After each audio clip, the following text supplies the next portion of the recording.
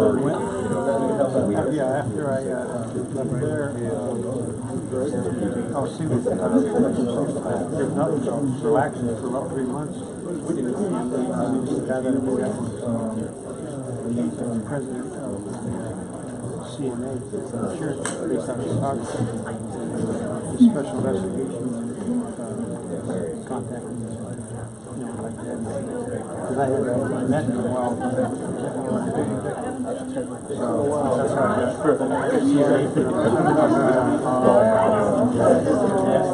and that's what brought me to Florida when I was in Southern California.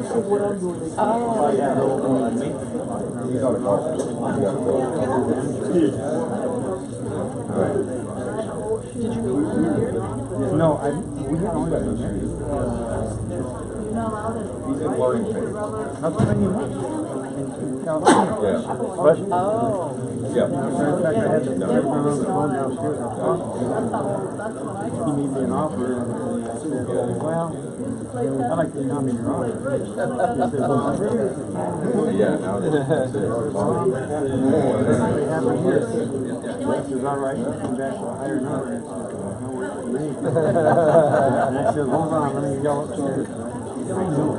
So, the opportunity to take the job.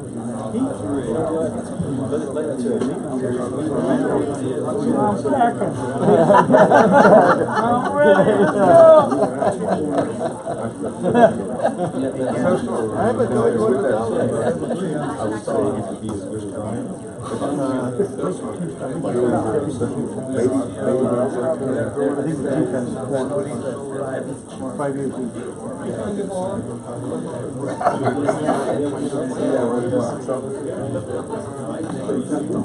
Two bars with the captain.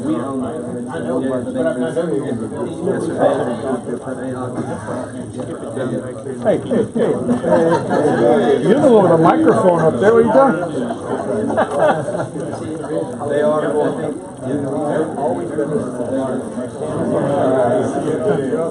I need to adopt them. I stole them from Dave. It's like an echo. I know. Oh. Yeah, he's leaving after. Yeah. Okay.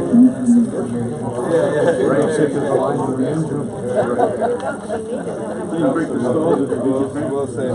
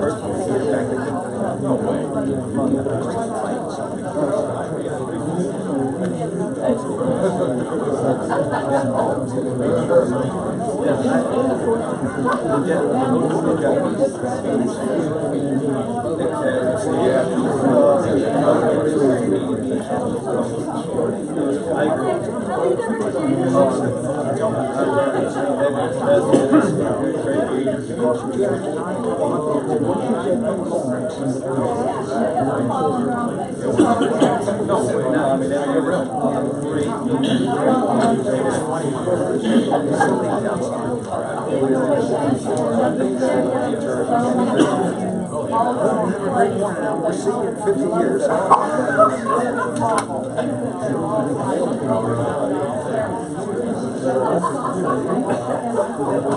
That's what they all laugh.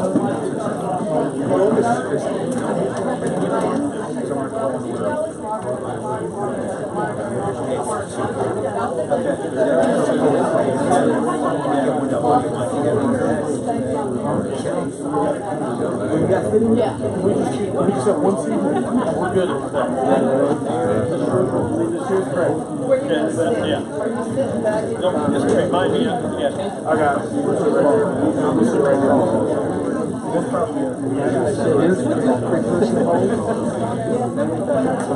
Thank you, Leslie.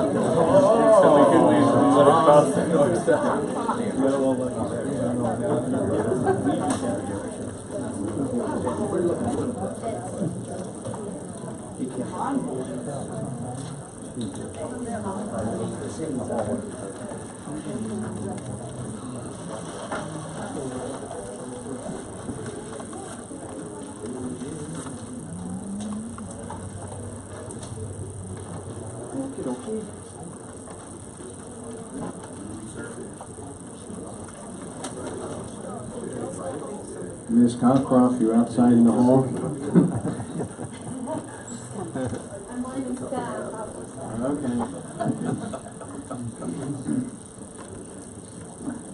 Okay, we're back in session. Okay, we're going into some ordinances now. And the first one is a second reading of ordinance number 2018-01, the comprehensive plan amendment associated with the Lakes Mountain Ordinance. Cockcroft, do we have the title of that, please? Yes, sir. Second reading of ordinance number 2018-01, an ordinance of the City of Mount Dora, Florida, amending Mount Dora Comprehensive Plan 2032 by amending Objective 13 of the goals, objectives, and policies of future land use element pertaining to the Lakes Mount Dora Plan Unit Development, providing for transmittal to the Florida State Land Planning Agency Department of Economic Opportunity, providing for implementing administrative actions, providing for savings provision, providing for conflicts, severability, non-codification, scrivener's errors, and setting an effective date. Thank you, Ms. Hayes. Yes, thank you, Mayor, council members. As I have in the past, I would ask Mr. Sandersfeld to come up and give you a quick update summary on the comprehensive plan amendment. We are very fortunate that this plan basically has come back from the state with no comments, but I think Vince can give you a little bit of a quick summary as to why we go through that process, and then where we're at now.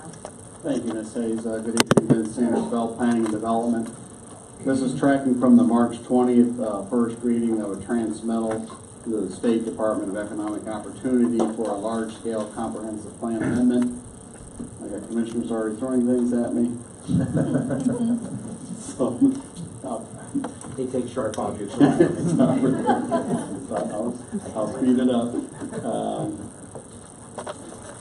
This is associated with the Lakes of Mount Dora and our comprehensive plan. There's a policy. This will cap now for the approval 1,032 units. This will ratify that in your comprehensive plan, and we'll update that policy, and then we'll send the adoption back to the Department of Economic Opportunity. So this is following all the procedures, and we recommend approval of the adoption.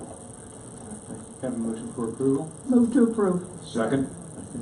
Any comments, questions from council? Mr. Lawson? Thank you. I've looked at the additions that were made from the last meeting.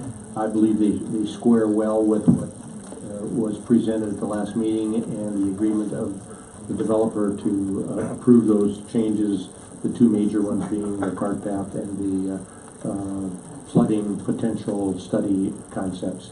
I think they're in there, and Mr. Sandersfeld and I have visited about this. I think it's That'll be the next item.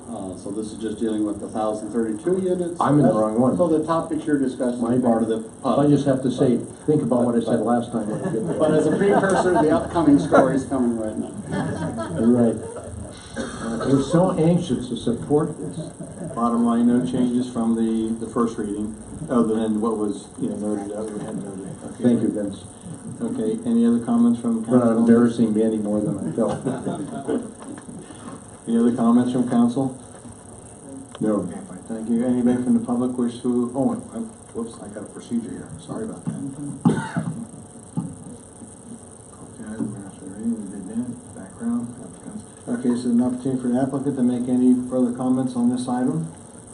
No, sir. Greg Belleville, LPG, available to answer any questions from y'all, or if anybody raises anything from the public, we'll be glad to answer those.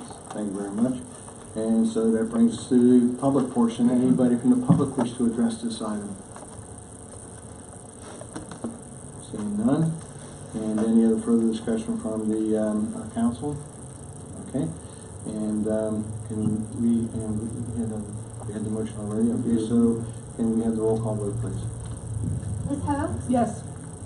Mr. Tucker? Yes. Ms. Tillett? Yes. Mr. Rolfson? Yes. Mr. Crail? Yes. Mr. Massey? Yes. Mayor Jerome? Yes. Okay, we have second reading of ordinance number 2018-02, the PUD Second Amendment for Lakes of Mount Dora. And Ms. Cockcroft, could we have the title read, please? Yes, sir. Second reading of ordinance number 2018-02, an ordinance of the City of Mount Dora, Florida, amending the master plan conditions of the Lakes Mount Dora Plan Unit Development PUD to increase the maximum residential units from 950 to 1032, and provide for other associated PUD conditions, providing for legislative findings, provided for implementing administrative actions, conflict severability, non-codification, scrivener's errors, and setting an effective date. Thank you. And now at this point, we have the applicant's comments, city manager's background on this. Thank you. Thank you, Mayor, council members. Again, I'll ask Mr. Sandersfeld to come up and just provide you a quick summary. Vince Sandersfeld, Planning and Development. This is the second reading of the Planning and Development Amendment. Now it's consistent with the comprehensive plan, which you just approved for the units. The amendment also includes a condition from the May 1st. There were several conditions to clarify the golf cart path width. We talked about the buffering to the south, and then the engineering requirements that will be forthcoming as projects come with the subdivision phases related to drainage systems and so forth. The other items in the proposed PUD are same. There are no changes other than what was conditioned. They've been ratified in the ordinance, and staff recommends acceptance, approval, and adoption. And those items were actually called out in your document, highlighted so that we could define what we initially presented as well as to the update, so that, again, full transparency. Okay. Applicant comments? Again, same as before. Any questions we may answer, or from the public at large? All right, thank you. This is time for the public to address this item. Any comments from the public on this ordinance? You seeing none, and any other comments from the? Oh, I'm sorry, Mr. Masterson. I believe it's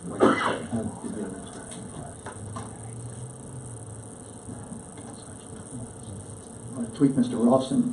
You said we would take some old city employees and have them run for city council. I think that would run counter to Ms. Brooks' request that we have some young blood, some non-gray-haired blood on city council, and so you might want to rethink that, sir. Your 3 minutes are still going. I know it's going to be got up out of the chair. It's old American. Mike Masterson, 787 Crosswinds Way. I speak in support of the request to add 82 homes to the comp plan and PUD of the Lakes of Mount Dora.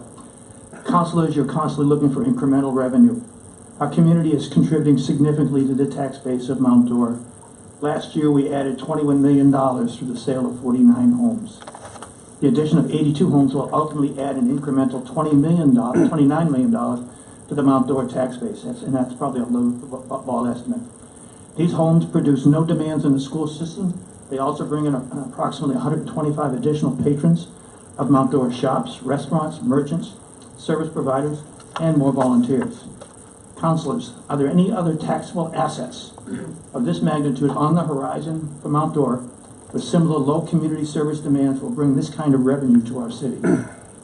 If you're concerned about the current residents, we support the change.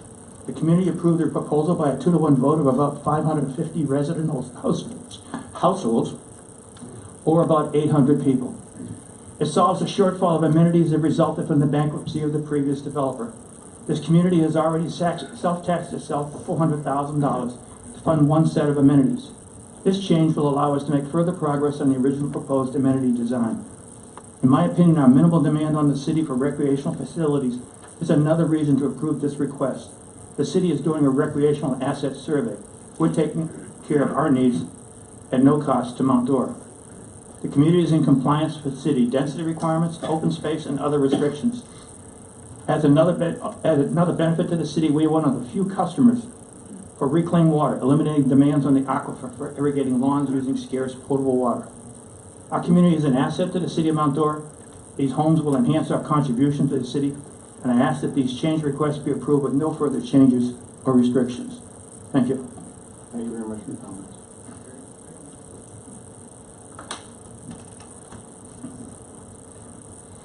Anybody else from the public wish to address this item? Okay, seeing none, and there's no other further comments from council. Have a motion for approval of this item. Move to approve. Second.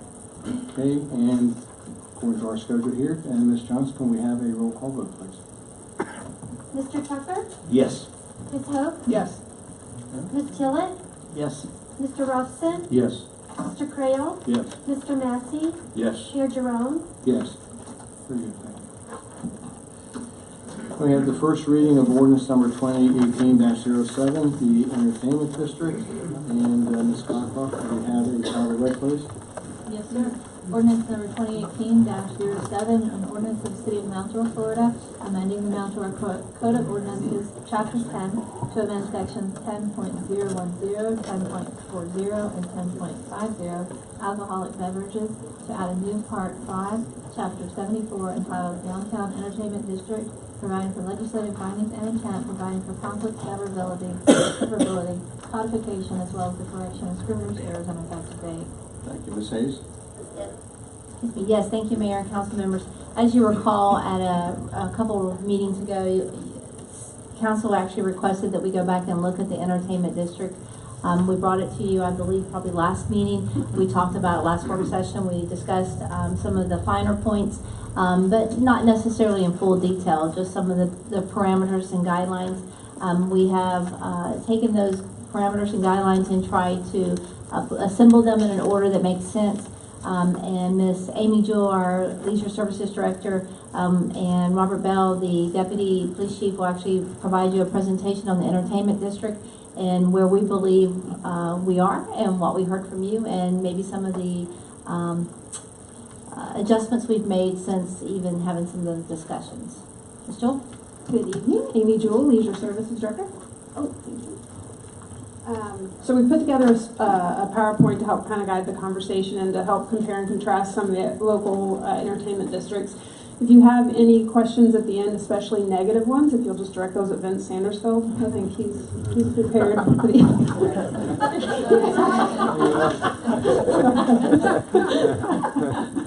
Robert's got the bulletproof vest on, so he's good. Just not in my direction.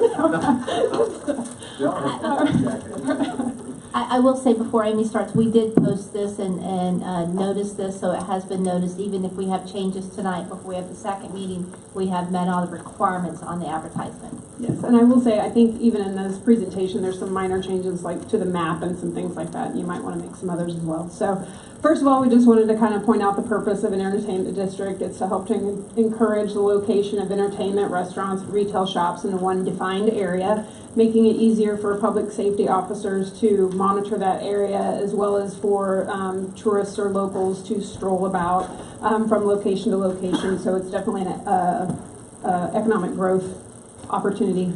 There are benefits of the community cooperation and also, of course, encouraging public events, artistic events, organized entertainment in the area, and also to build a reputation for being a livable, walkable city that cares about the quality of life. So just an overview of some of the ordinance regulations. This does mean that people will be able to possess alcohol on the street. Just one drink, no two-fisters. So you've got one container, plastic see-through. They must all remain the same. So this would mean that the merchants would need to purchase the plastic see-through cups, and it would be limited to 16 ounces. I also like to point out that there's no drinking from cans, bottles, or glass. So if your concept is a bottle of wine and 2 glasses, it's not going to fit this ordinance. Currently, the ordinance is written to for Thursday through Sunday, 10 a.m. to 10 p.m.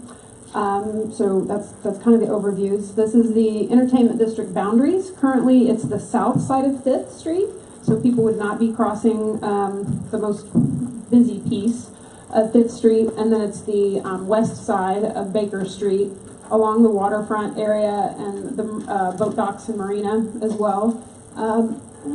Yes? Yeah, the newest one they have on their bias. Okay, I can't, for some reason, it just didn't want to accept that map. Each of you have that. It does surround the lawn bowling club, so it does encompass the sidewalk that goes up and down the lawn bowling club, but not the lawn bowling club land itself. So, just an overview of Tavares. Tavares went to a seven day per week entertainment district. Sunday through Wednesday, they operate 10 a.m. to 10 p.m. and then Thursday through Saturday, they operate as well as legal holidays and St. Patrick's Day. You've got O'Keefe's down there, so they're 10 a.m. to 12 p.m. Inside their ordinance, if they're in the entertainment district, they are exempt from the noise ordinance, and there are no permit fees for any kind of special events that occur within the entertainment district. Their ordinance also does address some banner usage speech. I think it has to do with being able to advertise 30 days in advance or something along those lines. They did not run a pilot program. They did not add additional officers, additional park staff. My staff did hear back from them today. They're very happy with their decision for their entertainment district. And they did confirm that they've not added any extra staff. That doesn't mean that their staff didn't have more capacity than our staff in that respect, but they feel like they've seen a lot of economic development, and their community services director was also very happy with the entertainment district. Eustis operates 3 days a week, Thursday through Saturday, 10 a.m. to 10 p.m. And then there is the noise exemption from 7 a.m. to 12 p.m. on legal holidays. Permits are required. Their ordinance also addressed the temporary road closures. They did not run a pilot program. They did not add any extra officers or staff.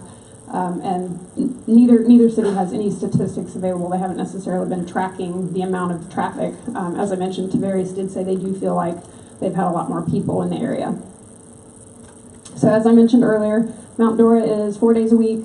Currently, Thursday through Sunday is what's being proposed, 10 a.m. to 10 p.m.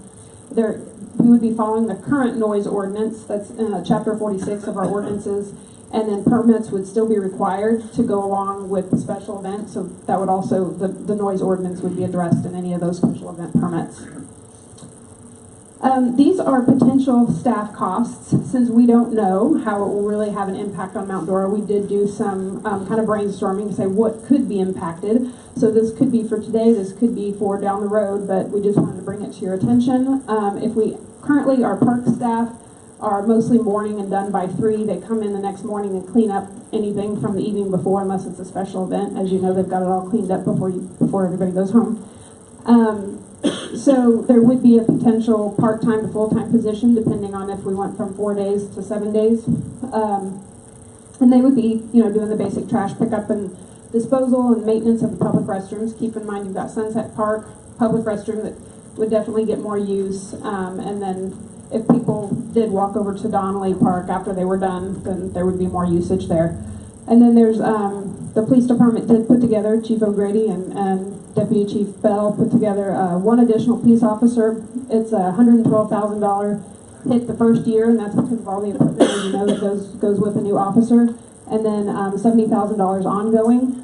They also proposed the concept of a 6-month pilot program with officers potentially earning overtime rather than making an investment in a new officer, and that would be about $31,480. Their duties would include monitoring consumption and ensuring public safety in the defined area, escorting merchants and employees to vehicles in the peripheral parking lots, because that's been brought up several times, and then document data to determine future needs, ensure possession of proper permits. So, questions? Yes?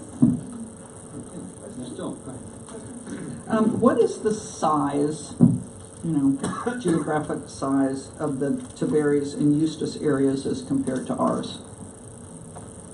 Are we talking, ours is pretty big. It's pretty extensive. And I'm wondering, I don't think Tavares is along the waterfront. It's a little smaller area, I think, in general. Eustis, I'm not sure their entire district, so someone else may know that more than I would. But Jake, do you happen to know the Eustis? Tavares is definitely all up and down the waterfront, pretty much from Ruby Street to the Sandbar, which is as far as you can. Right. And then Eustis is I think all the way to the Crazy Gator, and then all the way to include all the breweries and whatnot. So it's right. big too.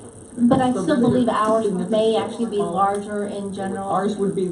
I think ours would be larger. We have quite a few more businesses, I would think. Right. Would be the little one, and I believe that there are no, and I know at least right, like on the waterfront and stuff, that Tavares, and I don't believe that Eustis area has, homes anywhere in the near vicinity.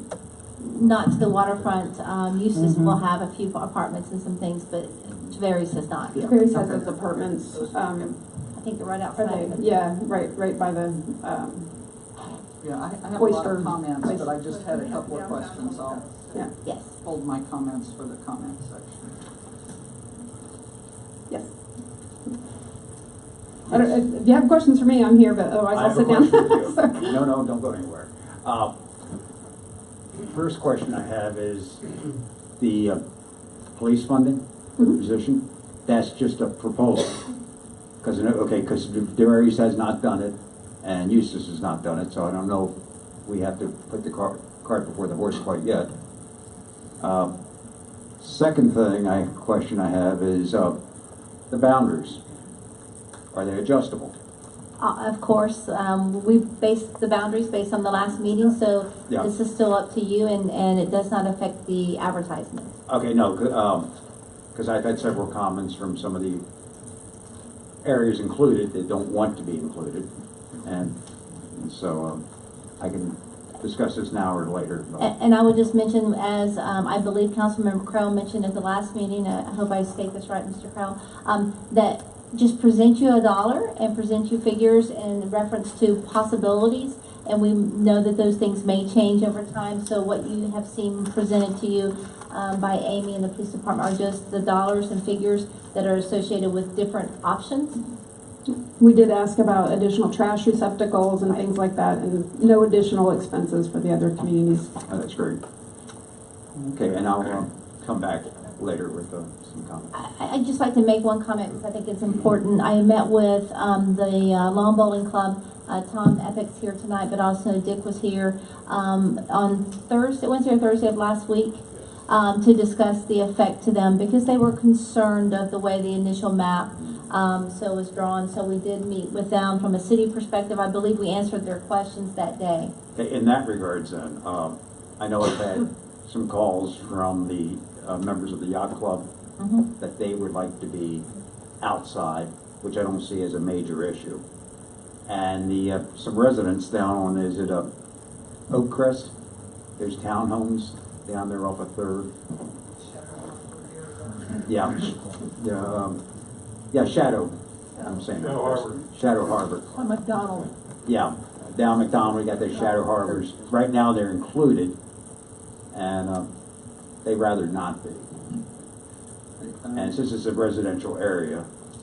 Well, and I will say that the ordinance stated now, and this was one of the conversations we had with Tom and Dick, was that it stated it only applies, the ordinance only applies to essentially C2 residents or C2 from a commercial perspective. If you don't have a business license to sell alcohol. Oh, I know, yeah, they just. So there are, those are protections. Concerns I was getting from the yacht club is being included, they have enough problems with trespassers now, and they'd rather not have additional people trespassing. Not that they would do it intentionally, it just happens if they're meandering about. And the same with the people on Shadow, that they did not like the idea of people walking down their street. Okay, what I'm going to do here at this point is to hold your question for a little bit and stay with the thing here because we're asking just some questions from Ms. Amy right now. But if we could have the public come and address this item at this point. Any comments from the public? Yes. Tom Epic, 2043 Girlston Lane and Eustis, but I'm here representing the Lawn Bowling Club. So just to clarify, I just want to make sure that in section 75.510 is now, would it be my understanding that the last sentence of that paragraph has been deleted or changed to? Proposed to be deleted. Okay. And then the C2 comment would be added in section 75.500 under purpose. Okay, thank you. Any other comments from the public on this item?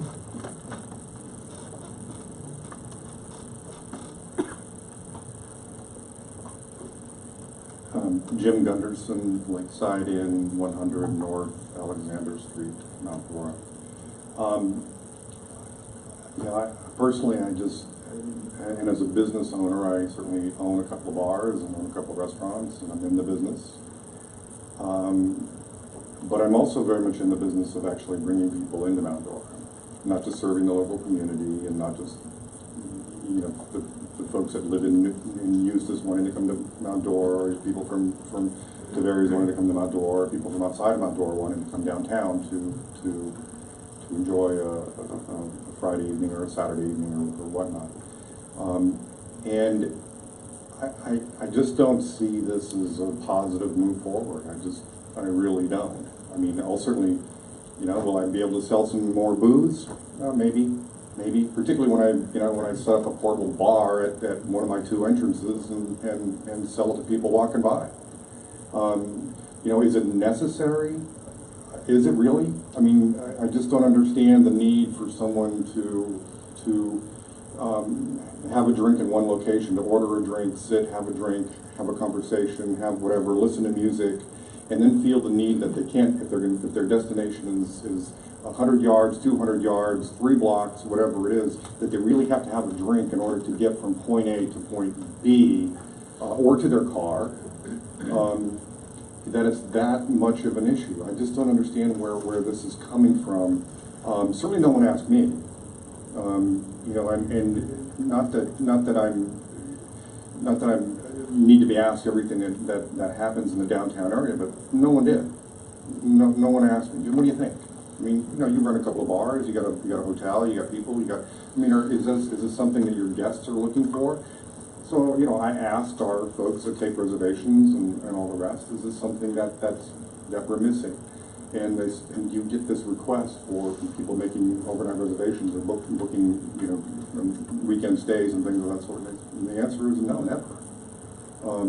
It's never an issue. And then I start looking at sort of what I would consider sort of premier destinations in and around the state of Florida. And I can't find any that really embrace that type of a district for non-festival kinds of events. Now, I'm sure that there are, I'm sure Tavares does it, I'm sure Eustis does it, I'm sure that they're probably having some success. I just don't necessarily know that it's the right thing to do for Mount Dora. That's my personal opinion, and that's an opinion. I don't necessarily know that it's going to, other than, like I said, if I put a couple of portable bars, one at Alexander Street and one at Donnelly Street, and catch people as they're walking by, I don't necessarily know that it's going to increase my revenue to any significant degree. So again, I just look at it as an issue. If we talk about quality of life and neighborhoods and everything else, and expand it. I would think the people that live 6 blocks, 8 blocks, whatever away, that want to walk into town versus trying to drive in town, that maybe they'd like to have a drink and walk back home with it. But, to just kind of limit it and do what you're doing, and then to make it 3 days a week or 4 days a week or whatever it is. I mean, if the real purpose is an economic driver, if that's going to be the argument, then for God's sake, do it on the days where there's no business downtown. I mean, on a Saturday night doesn't make a lot of sense to me. I mean, but on a Tuesday night, perhaps. On a Monday night, if that was the argument, then I might listen and say, well, is this really necessary? I'd still have the same questions, but at least the argument would be reasonable. But in a situation where we're continually, where parking is the greater issue and intensity of the downtown is the greater issue, I just don't see what the necessity is of someone going from establishment A to establishment B that might only be a block, a half a block, or whatever, and the need to carry a drink down in that path. It's my opinion, I'll deal with it anyway. Again, I would hope that Mount Dora would, and I keep waiting for it, and I come before this group or members of this group probably on an annual basis for some particular reason. I keep hoping that the bar will be raised, and I continually get disappointed in that regard. And there continually seems to be an assumption that there's a problem that needs to be solved. The problem, in my opinion, that needs to be solved is for Mount Dora to embrace what Mount Dora is. Not to chase what it's not. And as soon as I think we really wrap our heads around that, then the whole thing makes a great deal of sense.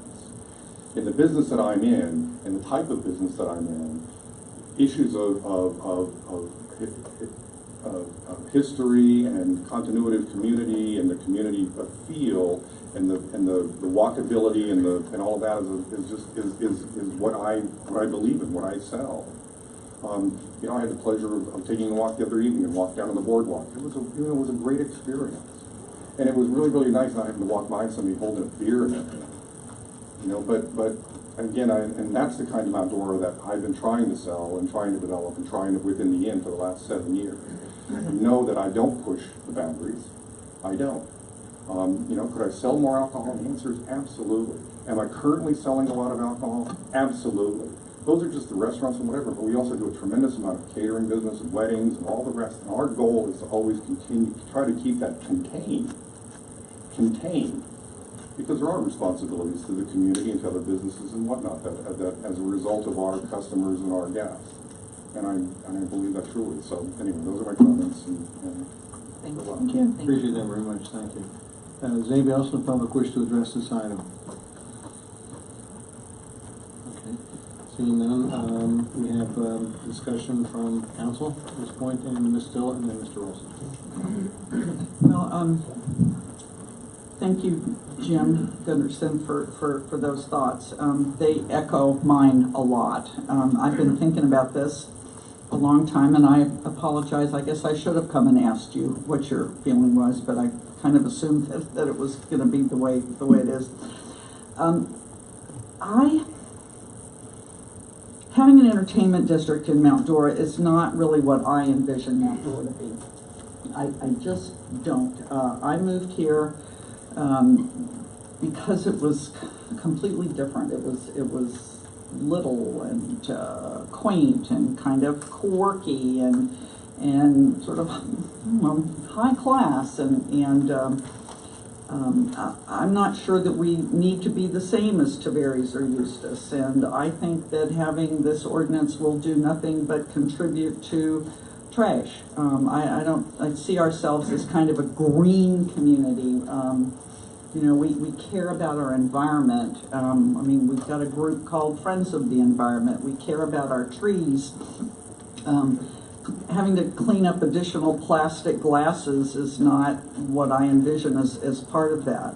And again, I'm not sure restaurants will see a significant uptick in business.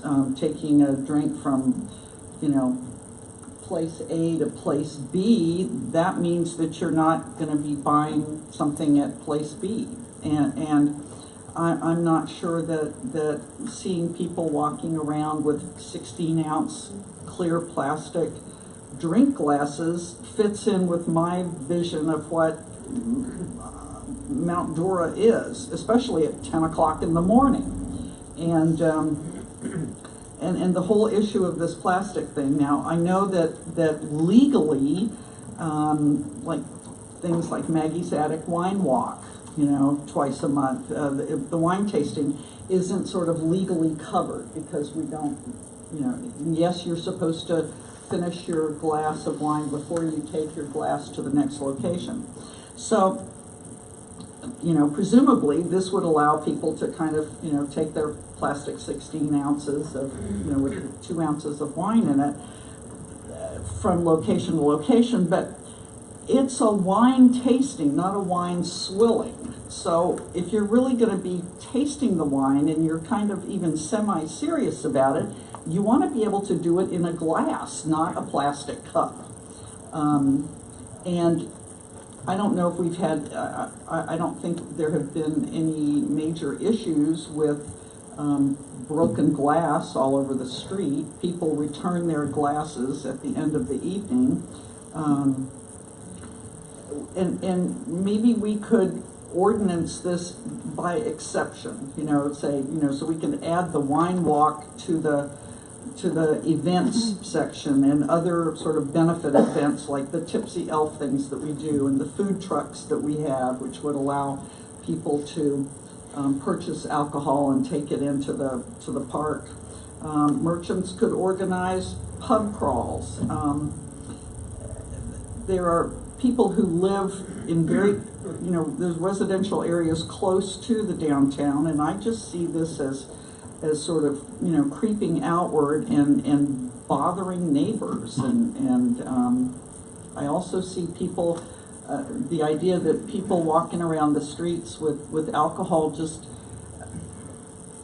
can kind of lead to more altercations as people get inebriated, and I don't like it. And I may get outvoted, but if we have to do this, then like I create this, like, why limit it from the Thursday to Sunday? And perhaps the merchants should pay an additional, or the restaurant owners should pay an additional fee to license this to cover the cost of whatever additional staff we will need. I don't think it's fair to the taxpayer, the residents of this city, to have to fund additional staff. And my final thing is that I think we should just sort of stop it, but if it goes forward,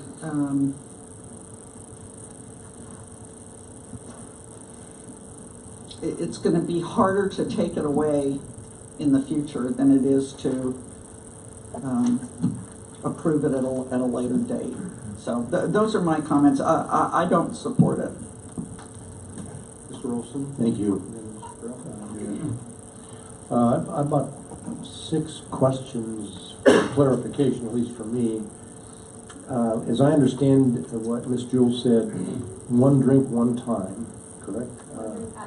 At a time. And so, under the ordinance, I could go to Mr. Gunderson's bar and get a drink, and then I could go to Pisces Rising and walk around with it, and I can bounce around like that. Is that correct? You could be completely inebriated, yes, after going from place to place to place. Keep in mind, we do have other ordinances for that too. So. I understand that. So the other question, and I brought it up last time, we discussed this, the 16 ounces of alcohol is, we typically think of as a beer. Mm-hmm. But alcoholic beverages includes all alcoholic beverages by the city's definition, as I understand it. And that could include 16 ounces of wine, 16 ounces of Jim Beam, 16 ounces of anything. Is that my understanding? Limited to 16 ounces. Right. So they could be smaller if the bar wanted to serve it in a 6-ounce glass or a 6-ounce plastic see-through cup. Sure. So, yeah. But if the bar wanted to pour me, I'm going to the bar now, I'm going to Mr. Gunderson's bar, and I want to really have a good... 16-ounce vodka if you wanted to. 16 ounces of Jim Beam in my plastic cup, is that... Yes, I would assume it. As long as they sell it to you that way, yes, I believe you could have what you'd like. I wouldn't do that, but...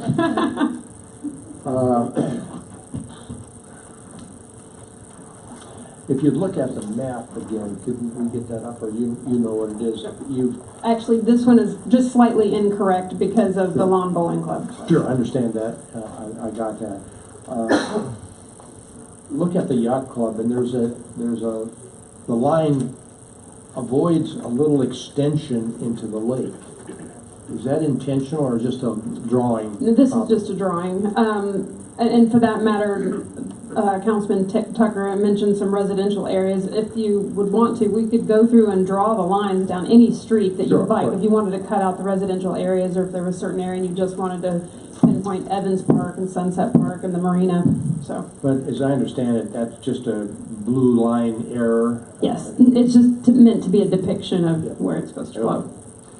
Next question or comment. Is this a pilot program? Have we decided whether this will be a pilot program? I don't think an ordinance can actually be a pilot program. So once you put the ordinance in place, then it's, as Ms. Tillett said, it's much difficult to move backwards from there. Unless you have a sunset to the ordinance. Sure, we can sunset it in exception. 3 months, 6 months, give it a trial, see what the PD says about the safety enforcement. So where we were referring to a pilot program, it was maybe just an assessment period before we take on additional costs. I'm not sure we've got an answer to who pays right now under this plan for the extra staff, the law enforcement officers and the park department folks that are needed. Who would fund that? At this point, that's general fund unless you Okay. define something else. That would be a general fund expenditure.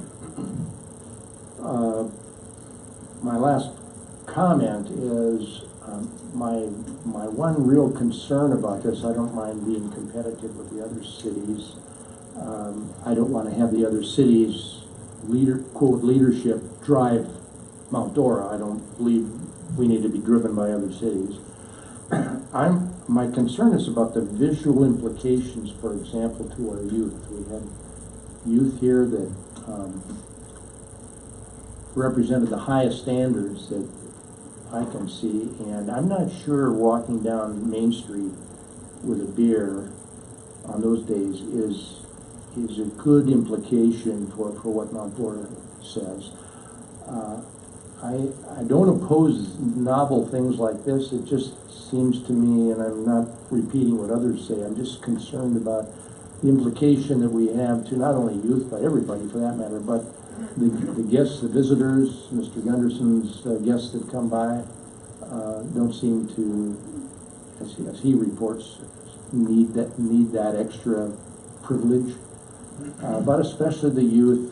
We have a lot of youth that come downtown, especially at Christmas time, and I don't see an exclusion for the holidays here. So if that's the case, I tend to be a little concerned about what the message we are sending, what message would be that we're sending to our youth in particular. There's Deputy Chief Bell, and some of us in our background are well aware of alcohol consumption in the youth, and among the youth community, and getting younger and younger, and with drugs. And also, I don't mean that I'm not a goody two-shoes type of person, but that is an issue and it's reality. So I'm not sure that this has a value to Mount Dora. I can certainly try it for a period. I'm not sure, and Ms. Tone may be right. Once you try it, maybe you're locked in. I don't know. I think we're strong enough to say no, it didn't work, and end it with a sunset.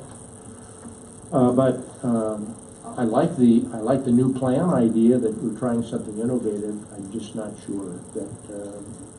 I don't know where I'm coming from with these comments, other than the ones that I mentioned. I'm especially concerned about the 16 ounces of any alcohol beer. I understand, that's a tall glass of beer, but I would certainly recommend restricting it to beer or 4 ounces of wine or something like that, and place that in the ordinance if this is going to pass.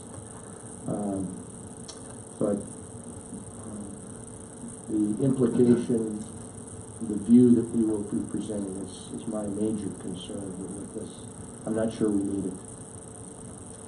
So thank you for bearing with my long verbose comments. No problem, Mr. Tucker. I have a couple comments. One is we consider this, we seem to be going right down the tube saying to the lowest common denominator. Just because we can do it doesn't mean that Phil's going to open up at 10 o'clock the Magical Meat to sell beer. Doesn't mean Mr. Gunderson's going to open up his bars at 10 o'clock to sell any alcohol. They're going to maintain, I suspect, their normal business hours. They're not going to cater to 10 o'clock in the morning. I may be wrong, but I don't think so. Mr. Ralston, as far as, yes, it does permit you evidently to buy 16 ounces of bourbon. But I think 16 ounces of bourbon at about $8 a shot is going to be about my math is failing me. But it's going to be our expensive 16 ounces. It's going to be what, $96? Something like that, I think. Yeah, but as opposed to buying a shot here and going across the street and buying a shot. Now, as far as walking around with drinks, I will tell you that for many years back, when I first moved to Mount Dora in 2000, my bride and I was dating my bride at that point. She would get off work at 5 o'clock. I would get in town somewhere between 5:30 and 6 normally, unless I was traveling. Our highlight was going to the Lakeside Inn. We would buy a glass of wine, we talk, and we would end up on your dock talking for an hour. You did not own the lakeside at that point, sir. But we would end up on your dock for, I know, an hour, hour and a half, almost every night, for several nights a week talking. I proposed to my wife with a glass of wine in my hand, and I sat down, on your dock. Yeah, I did propose to her there. And now, I only use that as now, suppose I want to get a glass of wine and I want to sit in Child's Park and talk to a friend while we're having a glass of wine. Or I want to go down to the dock area. Or I want to walk down Edgington Court towards Evans Park. I'm not saying to get a 16-ounce beer. We seem to be thinking that everybody who's doing this has no self-control. At least that's the feeling that I'm getting. And it's not for that. I mean, the Supreme Court just overthrew legalized gambling. Very quickly, we're going to have marijuana dispensaries around the area. It doesn't mean that everybody's going to be smoking a joint and gambling at 9 o'clock in the morning. And downtown Mount Dora at 10:05, we're going to have a 16-ounce beer in our hand. You know, we're just making it available. If we see an issue, we can adjust it and we can correct it. But like I said, I, for one, would like to be able to have a glass of wine and walk over and sit in Child's Park. Okay, or possibly go down, you know, again to the dock area at the end of the park. Yeah, I think that is viable. I think it's doable. I don't know what it's going to cost. So far, it doesn't appear to have cost the Berries too much. Does not seem to have cost Eustis too much. They're not seeing any increase in law enforcement needed. They're not seeing any increase in trash. I'm sure on the weekends it may increase. I mean, I'm not blind. I just got back from Europe. I saw the trash cans quite full on Saturdays and Sundays. But it's simply viable. I don't think we're lowering our standards.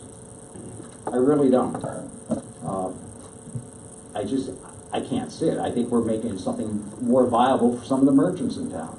That if I want to buy a glass of wine and go sit in Child's Park or go sit on the dock and have a discussion, and therefore there's not 25 people hanging over my shoulder in one of the restaurants or bars in town. And, you know, Magical Meat's a great place. Mr. Gunderson's Tremaine's Lounge is a great place, but occasionally there's 75 people in there. And if I want to have a conversation with somebody, I want to leave. I want to talk. I will tell you from firsthand, most of the acoustics in this town and most of our eateries are horrible. You know, and I just think this is something viable. It's not you know, we're not going back to prohibition or anything. It's just, I think it's a time that has come. So, and if I'm wrong, and then we see an increase in trash, we see an increase in crime, then we can go back and say, okay, this was a mistake.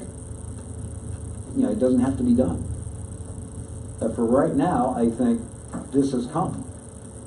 I don't think we're lowering our standards one bit. So, thank you. Thank you. Any other comments from council? Ms. Tiller? Yeah, I guess, you know, even a trial period to me doesn't address the whole issue of the atmosphere of Mount Dora. So I just, the sort of the soul of Mount Dora and how we present ourselves to the world. That's one comment. The other thing is, I thought about, we have to also think about the non-restaurant businesses who may not want people wandering into their shops holding a glass. So, you know, yes, you can have a little sign on the door that says, you know, no drinks inside. So, oh, golly, I got to put it somewhere, so I'm going to put it on the ground. So it just, leave it on the sidewalk. I just wanted to make those 2 points, but I'm done. Mr. Massey? I spent last week in Key West. And Mount Dora is not Key West, nor do I think that I want it to be. And in an at-large position, I represent the entire city, not just the downtown pocket that we're talking about. And I'm not certain that this takes Mount Dora where we want it to go. I've wrestled with this for a long, long time. Walking Duval Street in downtown Key West convinces me that this may be more trouble than it's worth, especially if it requires that we employ policemen. And if we have to do that, I certainly don't want to have a role in this. I don't think that's the kind of atmosphere that Mount Dora lives and works in. I'm sorry I feel that way, but I do. I'm afraid it changes the character of Mount Dora forever. Thank you. Well, I tend to agree with Mr. Tucker that the time has come for us to at least try this. It has been discussed for a number of years, and I probably sit up here as having lived in the area the longest and having seen downtown go from what it was 20 years ago to what it is now, which is a much more vibrant town. We already have established events such as Maggie's Addicts Walk, and there have been other wine shops downtown that have done them, and it has been one of my things that I notice when I'm downtown, that we know people are breaking our existing ordinance.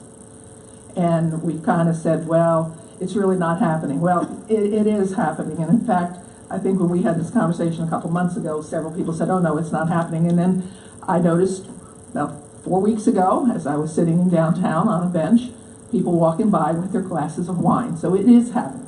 So I think we need to figure out, not so much that this is the solution, but we do need to address what already exists, and it already exists. I too would love to have the ability to have a glass of wine down on 4th Avenue docks and enjoy where we've created this atmosphere and environment. I do not see it lowering the Mount Dora standard. I see it adding another choice to people. I've got to, yes, there will always be the exceptional person or people who will abuse the opportunity and, you know, become inebriated to the point where perhaps an officer has to be called. But I believe what I've heard from the presentation is the other cities who have it have had no problem with it. They've not had those issues to deal with. So I've got to say, okay, why would we be different then? If we were to try it, I would have no problem in having it as a sunset and trying it for a period of time. I will tell you, I strongly believe at this point in time, we do not have enough people on the Parks and Rec staff picking up trash downtown. Poor Miss Hayes gets pictures from me all the time when I'm downtown on non-event weekends when we have trash overflowing the trash cans. So quite frankly, I see an additional half-time staff of Parks and Rec, not only for this, but for solving what already exists. If our concern is the visual look of downtown and the feel and the welcomingness, then we've already got some things we need to address when it comes to both Maggie's Attic, and I'm not picking on Maggie's Attic, other wine shops do them too. But when we have wine walks downtown with our existing ordinance, they are violating it. We have already issues. I'm not one that wants to spend extra money and just be spending it, but the reality is Mount Dora is growing, and we're going to need more police presence as we grow. And we're probably going to need more police presence downtown, whether we have this district or not, as we grow, because the activity is going to be higher. So I would support, and I would rather see us do 4 days if we did move forward and try it out, because I really don't see that people do work. Even us that are retired, we do different things. So usually Monday, Tuesday, and Wednesday are not nights we're out doing a whole lot. And hopefully the younger group is doing the same thing, working. And so I see more the core time as Thursday through Sunday, which is written in our ordinance. Now, whether it needs to be 10 a.m. and we wanted to move that to 2 p.m., I mean, I don't know, but if that 10 a.m., because see, I don't see people necessarily deciding to have that drink at 10 a.m. either. And I personally, because I'm in the business that I work at over at Lake Receptions, we're not going to serve anybody 16. That's our license. That's our insurance. So I have to believe there's no restaurant that's going to do what you were kind of jokingly alluding to. It's not going to happen. That license isn't easy to get, and they're going to protect that license. So they're going to use common sense when they're serving. And if someone is gonna want something that's inappropriate, they're gonna just say, geez, we don't do this, why don't you go down the street? And they're not gonna find a place to do it. But anyway, that's where I'm at. Okay.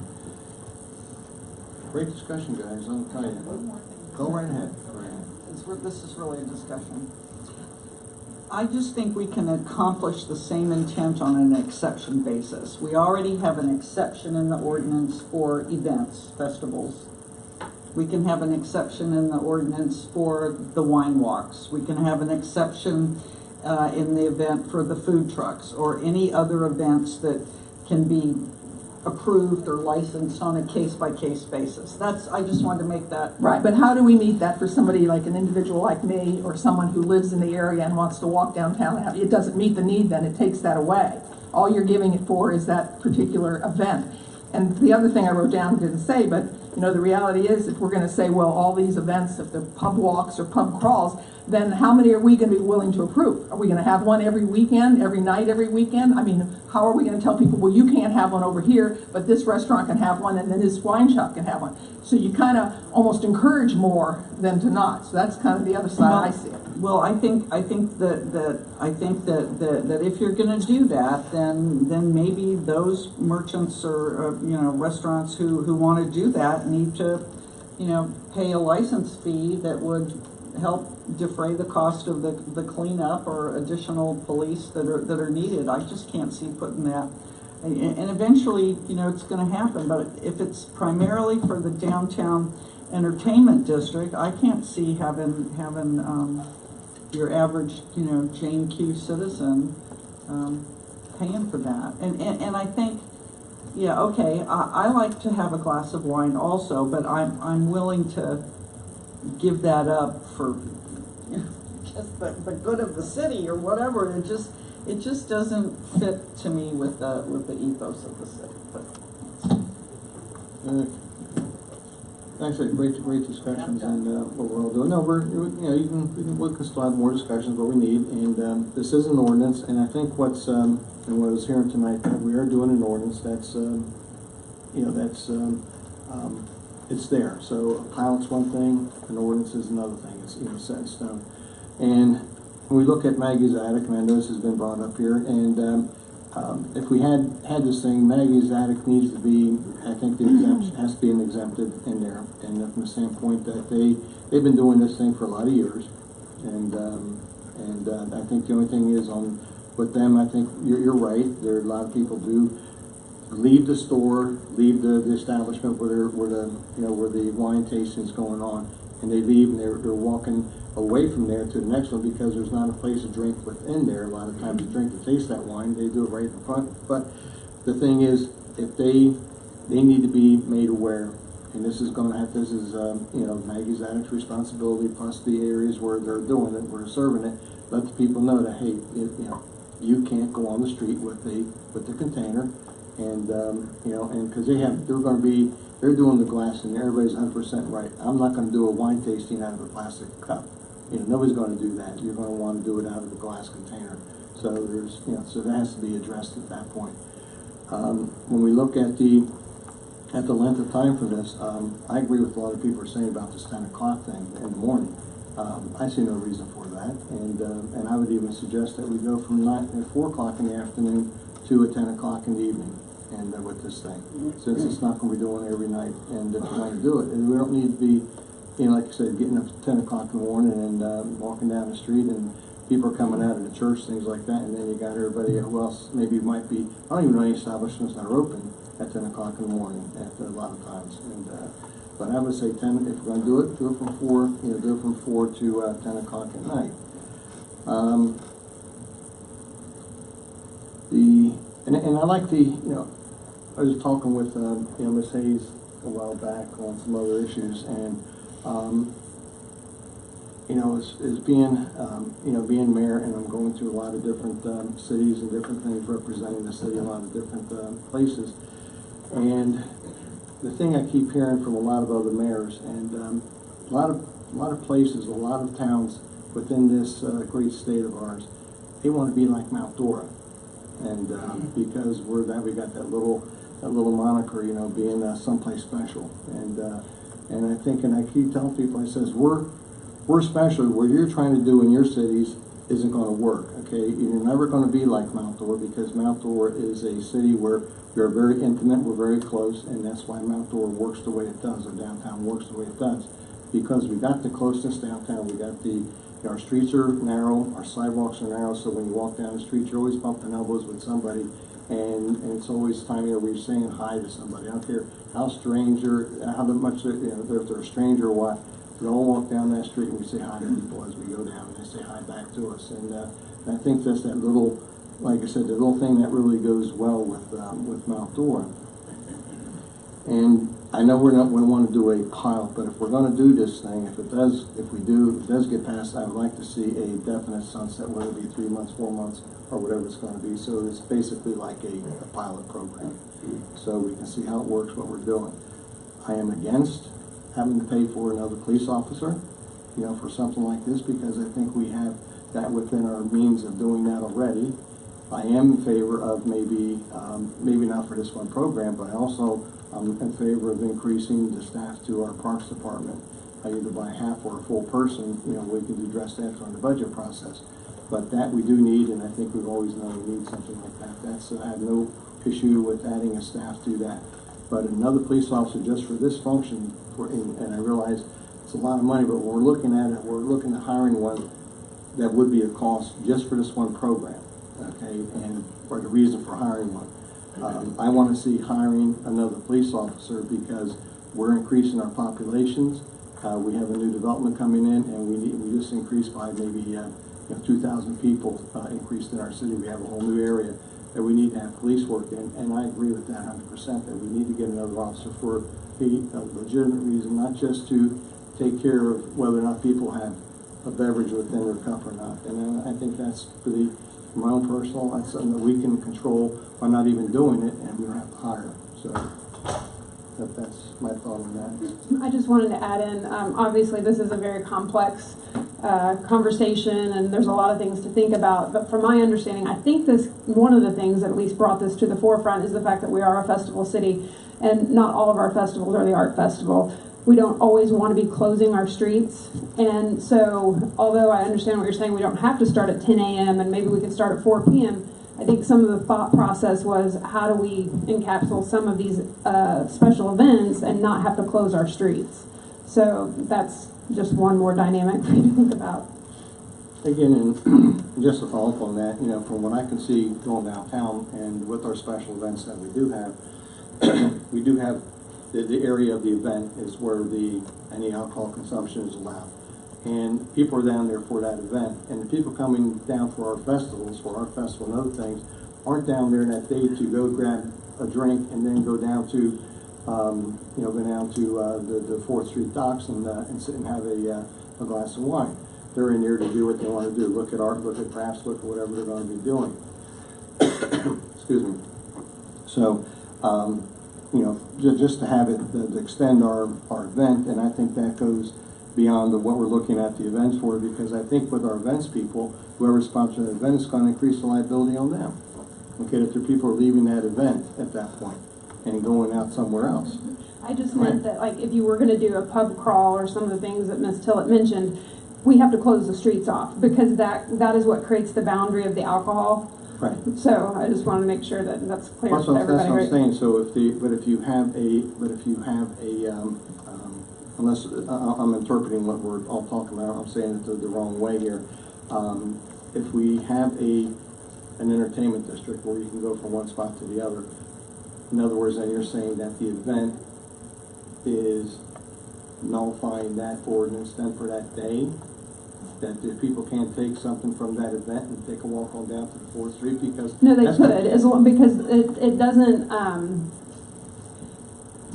The ordinance would create the boundary, right, of where alcohol could be, where it could go on a day-to-day basis. So we'd be eliminating the event thing right now, where the event is, who's just doing an event in a certain block area, so many blocks within town, and not worrying about the 4th Street docks, people going over there and accidentally teetering off the dock and and whatever, because they're not right now. The event program and that we have is limited to the event itself. That's where the boundaries Right, are. so like the Blueberry Festival, for instance, if they're selling alcohol there, then the boundary is at the end of Charles Street right there, for instance. So Right. they can't travel anywhere outside That's that. what I'm saying. Right. So if we do what we're saying, then that takes it away from the event itself. Then is what. Correct. Yeah. So this is what I'm getting at. That's I don't think that's increasing liability on the sponsor of that event.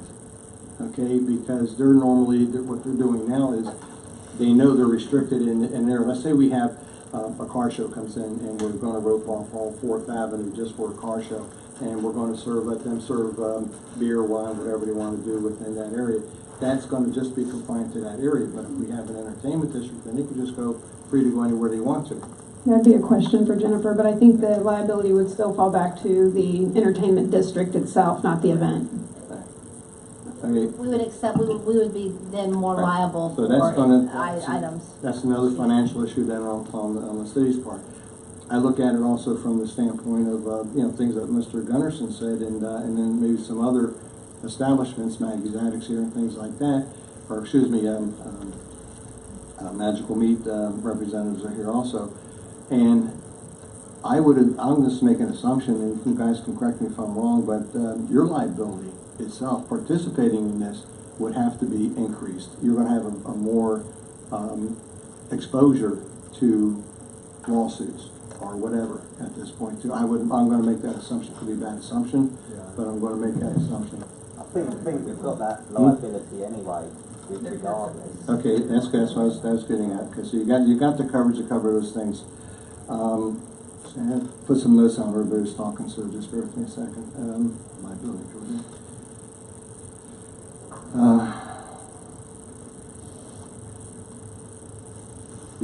And then I think we're talking about when we're talking about doing things like other cities, and I don't agree with that concept either about how we have to follow another city to do something, and especially when we talk about the increasing fees, our tax rate, our millage rates, things like that. We say, well, how do we compare with this city? I don't really like using those comparisons a lot. It's nice having a little comparison of how you are dealing with another city, as far as people coming to live within our limits. But I look at it from the standpoint of our fees and our rates. We set them on what the needs of our city, what we do, the services we provide, the different things and we provide great services to our police, electric. We were talking about the sewer, everything, you name it. What we provide, we're a full service city. So our rates are going to be different than a lot of other cities who do not. So we can't a lot of times get an apple-to-apple comparison with other cities, what we want to do. Use system areas, these things work there, and they're working with it. I don't know. I'm just really torn with this, with this concept, whether or not we should look at it just from a sunset standpoint, and if we do it, I can maybe go along to see how it works and see what.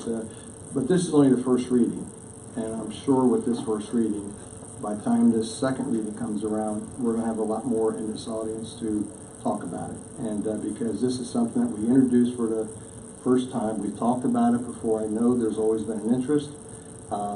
Where that interest came from to start with, I really don't know. As I was asked earlier, how did this thing start? I don't know where it started from, but I know it's been talked about for quite a few years. I think ever since I've been on council, it's always been talked about an entertainment district, what the thoughts. Never really thought about it too much until now it's in black and white, and then you can see what it's doing and what it might mean to the city. So I would advance it if it is a definite sunset thing, and at least to get it to a second reading, and to see so we can get some more comments from the public and on this issue, because I think we're limited right now in the comments that we're getting just from the city council and some of the things. And I really appreciate the comments from Mr. Gunnarsson. They were very good, solid comments, and I appreciate that. And Mr. Crowell and then Mr. Wilson. I think everybody has made good points. I just don't feel that this is fully baked. I don't think we have the boundaries. I happen to think the yacht club is very comparable to the lawn bowling club, and I don't know why one would be in and one would be out. That doesn't make sense to me. I don't see, maybe there's compelling data that says this is going to be an economic driver, but didn't appear to be from Tavares or Eustis. It seemed like there were more people downtown, I think was the strongest that we heard. I definitely would not be interested in paying overtime or taking on additional law enforcement to police it. If I could be convinced, and I would want to sunset as well, but I could be convinced, but I just don't see any evidence that the benefits to our merchants, to our bar and restaurant owners, to our shopkeepers and so on, is going to be advanced by doing this. So at this point, I'm not in favor. Thank you. Let me summarize my long comments before into something quite distilled, I hope. Number one, I don't like the extra general fund cost to promote this. Number two, I don't like the lines that are drawn. I think if we're going to do that, we can readjust those lines and whatever that might be appropriate. Number three, I don't like the public message it gives. Number four, I don't like the hours. 4 o'clock, that seems more sensible to me than 10 a.m. And then I just think it needs more further study if we can tweak it based upon the discussion that we've heard tonight. I can certainly reconsider my objections to it. That's my concern. I think when we look at the boundaries, and when you're looking at, say, the yacht club wanting to be etched out, that's fine. I think the lawn bowling club where it's situated is good to etch that out. If you're looking at, taking things away from it and marking them out, I think on the peripheral is where you'd want to do it. I don't think you want to do any enclaves, so to speak. Okay, where we put something in the middle and blocking out. And I know you're not, but blocking it out in the middle, because then people are going to be walking through that area anyway. So you can't really do that. It has to be whatever you're going to block out is going to have to be on the peripheral of that, on the outside, on the perimeter of that, not on anywhere on the inside. And that's like I said, lawn bowling club's a different animal, and if you're keeping it strictly on the streets, that's one way you're really doing it, because it's going to be on the streets. And instead of just a business itself, like the yacht club is automatically not in it because it's only going to be on the street in front of them, so that people can walk to the dock. So the yacht club wouldn't be part of it. The lawn bowling club's not going to be part of it if we're going to do everything on the street. So that'll be other businesses too. So they do have an option whether or not they want to participate or not participate. That's always going to be their option on this thing. So it's not a thing where anybody's mandated to do this. So, but I think I don't know how we can do this. Question. Go ahead. Do we know, we have how many restaurants and how many shops that actually serve liquor that would be impacted as far as their business, the economic component? And have we actually talked to them or had if they really don't want it, then I think we need to know. If they really do want it, I think we need to know, because then we balance that with some of the other discussions we're having. And I'm not getting around. I understand them. And yes, Mr. Gunderson, you and I did have a conversation about this, and I knew exactly how you felt, and I respect that. But how do the other restaurants feel, and do we have any feel at all? Well, we did not reach out to them at this point in time. To me, this affects them too. Now, and we would like to assume they knew it was on the agenda, but they may not totally understand what the impact may or may not be for them. So how do we reach out and find out? It's a defined number because we have a defined boundary. So we ought to be able to. And if they don't respond back because they're not that interested, then there's a message there too. See what I'm saying? I don't know. I don't have a feel for that. I know a few how they feel, but I don't know the other ones. And obviously some we do know would like it, like Maggie's Attic, I would assume, because they've been doing it, and that's part of what we keep using that name. But we also know that that's one of a couple that have been in violation of the existing ordinance. I know we want to conclude here, but my just my feel on this, and I don't think it's one of those things maybe where we want to say a yes or no, and I'm just wondering whether we should just, if we can just, again, continue it, or if we can table this for a while, postpone it for a while, postpone it. Well, that's up to you. If you table it, it's laid on the table for a while. We just postpone it to a definite date. We can postpone it to a definite date, maybe a month or so. Continuance, you mean? That would be, no, That would be a definite table date. would be indefinite. Right, continuance would be a specific date. Correct. So, Because if you vote no tonight, it's dead. You don't bring it back. because I think we need more, I think at this point in time, and I think there were some issues brought up as far as the conversations with the proprietors of the establishments right now. They're involved in what they want to do. I don't know if, if Magical Meat has any input. We have Main Street Leasing represented here tonight, which leases out a lot of establishments in the city. So, I think there's some considerations yet on this, and the thing with the financial part of it also needs to be looked at a little bit more. So to clarify, you want staff to reach out to all the restaurants in the area to see their interest in having a boundary drawn in the city to consider an entertainment district. That would they be involved in it? Would they participate? No, not necessarily for that standpoint, but just as far as the participation to start with, because they're in general You already have a boundary kind of, I mean, they may tweak, but the boundary's there. So I'm hearing there's some change to the boundaries too, but in the current boundary that's drawn, presented to you, reach out to the restaurants that are in that current boundary area, ask about their interests, see if they would participate, and then again, also wish to look at different boundaries. I guess I'll have to know what those different boundaries are, and if it's going to be based on the restaurants. Would question number one be, how interested are the merchants? Mm-hmm. If they're not interested, then you don't need to worry about boundaries. Right. So you've had some very effective merchant meetings on other topics, parking and so on. And I think that would be a good vehicle. You would invite people, and as Ms. said, if they're not, they don't show up or they don't have a strong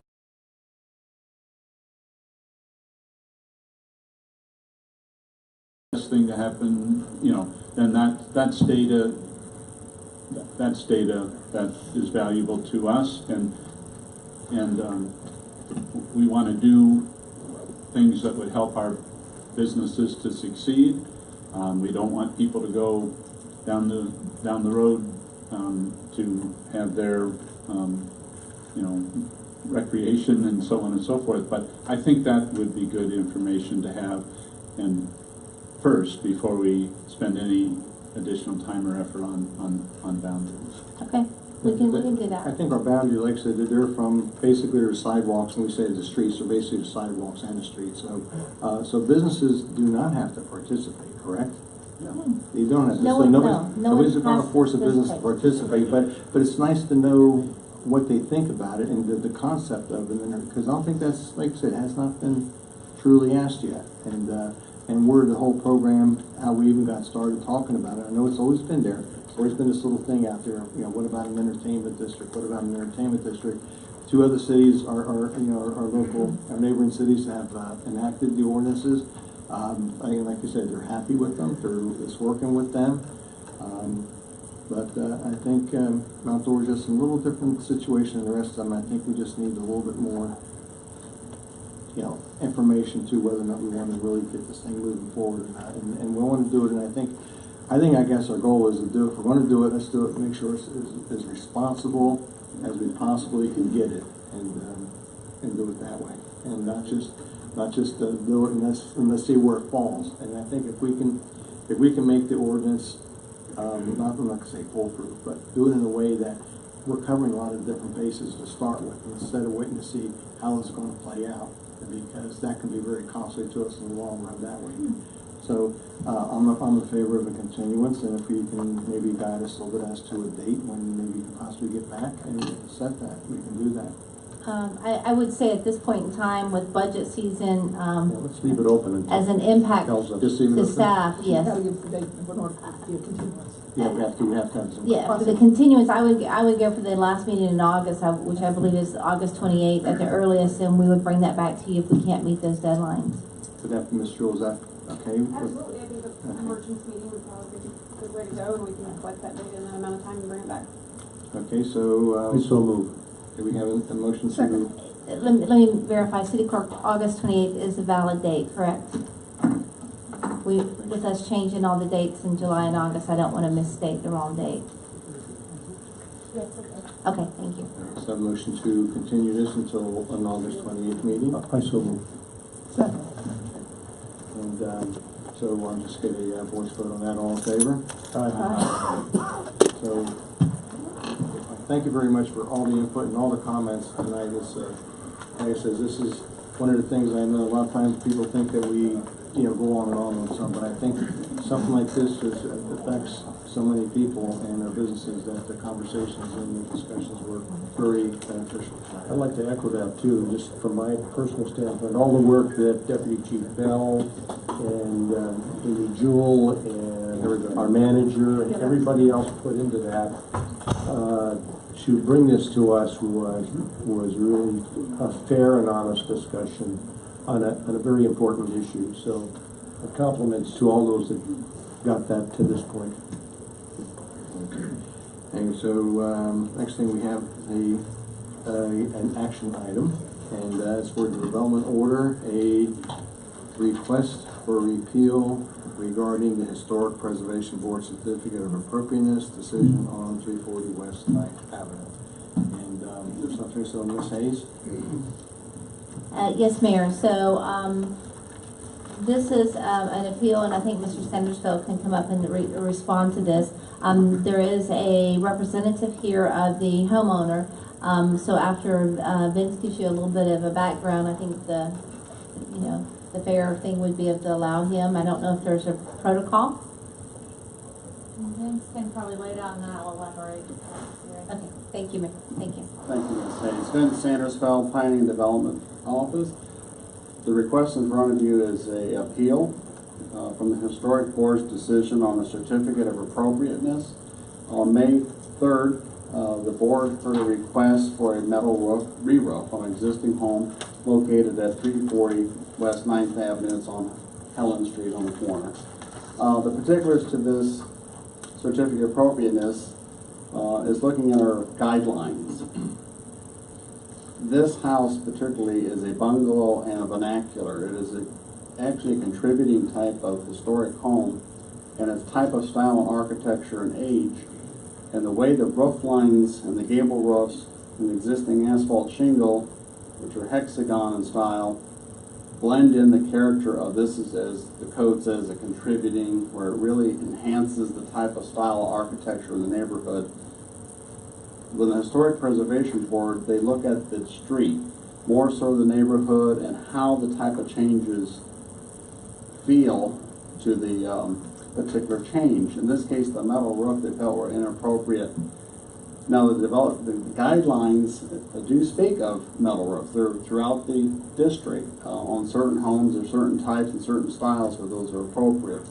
That was weighed in the discussion on how this would fit with this particular house. And because of the survey of the site file with a historic summary of the type of style house and the type of roof line, the Historic Board made the determination it was inconsistent specifically with the change of material. So they denied the request for the certificate of appropriate. The applicant filed an appeal. It's presented to you tonight, which this City Council has the authority to affirm that decision of the Historic Board, which means you would deny it and they would have to go to another type of material, or you could overturn the decision of the Historic Board, in which allow the metal roof as proposed. I want to ask you, okay. Okay, so with respect to that then, as laid out in your packet, as you can see, they're on the request for appeal, is your guidelines. This is not a de novo hearing. You won't be hearing new evidence. You're going to base your decision based on the materials that were presented at the Historic Board and are presented in this packet. from the applicant. The applicant will have the opportunity to address you and give you their reasons as to why they disagree with the decision of the historic board and the denial of the C of A. So with respect to that, the applicant will have the opportunity to address the board, submit material, but no new material or evidence should be presented. You would vote on that. What you would need to do is give the applicant due process, and then you would hear from the applicant, base the decision based on the facts presented and the code, which is the applicable law. And so your standard would be, should this get approved or overturned or approved by the board, you would just need to have substantial competent evidence based on the code from what you've heard. But again, it's not a new hearing, it's not a new sort of trial on it. You're just going to base your decision on the material that was presented and the facts that the applicant presents in their packet, and they kind of back up of that. If you have any more questions on that. Yeah, what kind of questions can we ask them, if any? You can ask them about everything that's in here. You just can't really bring new evidence into it. Gotcha, okay. And if you had any ex parte communications, let's make those part of the record. Have any site visits, let's make that part of the record. And make sure that they're given due process, because if it should go on appeal on a writ of cert or such to the circuit court, we need to make sure that we've followed due process and applied the correct law to the matter. Question? Okay, feel free. I just want to ask just one little question. Go ahead. Just a question for our city attorney. Go over again the standard we are governed by. You said credible. We have to have some credible evidence in order to overturn your decision has to be based on competent substantial evidence. Whatever decision you make, whether it's to approve it or to not. I got it. And I'm assuming that has to be articulated somehow on the record. Not necessarily. Okay. This generally the standard for quasi judicial hearings and land use determinations. So it's but if it goes to a higher court, they would apply strict scrutiny to your findings as to whether you applied due process and applied the correct law. I got it. Thank you. I want to just open up with a question then. This house was built in 1920. Correct. And it's it's a historical home. It's off within our historical district. And I just want to ask a question. In 1920, wasn't metal roofs an option? They were. Okay, some fashions, yes. Okay, so metal roofs were an option then, so people could have done either way. Sure, and even in our packet, the guidelines show metal roofs of old tiles. Right. So, that is correct. I don't know if I'm allowed to ask this question, but why doesn't that same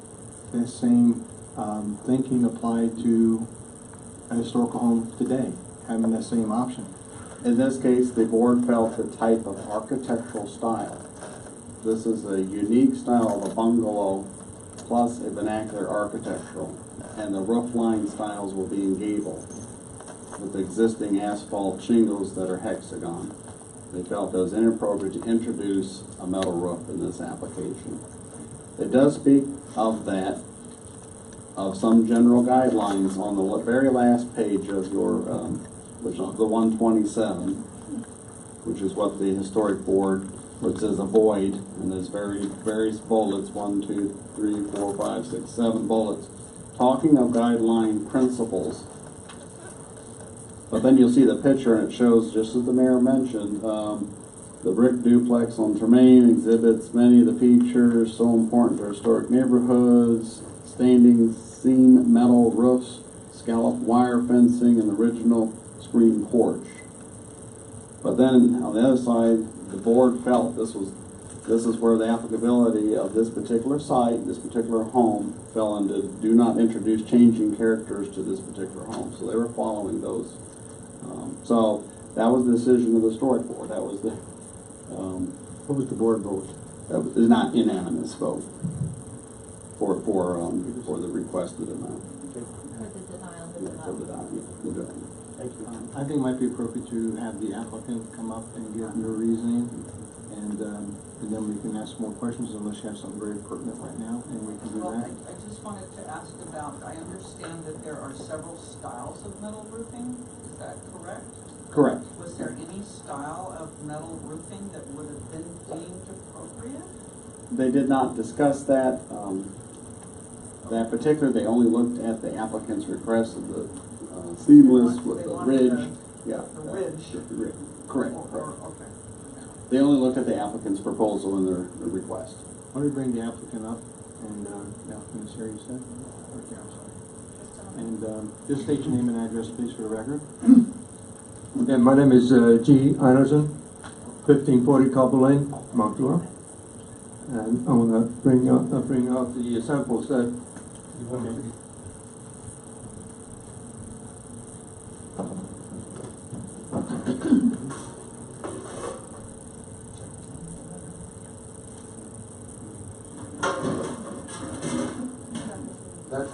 That's the proposed. Excuse me, No. real quick, just for clarification, you're not the owner, you're not No, the no, applicant, I'm not the you're owner. representing the I'm just representing them. They are not in town right now, so. Sorry? They're not in town right now? No, no. You said applicant. You're the applicant before Vince, he's Yeah, I'm the applicant. presented, and he has permission on record from the owner. Okay. Right.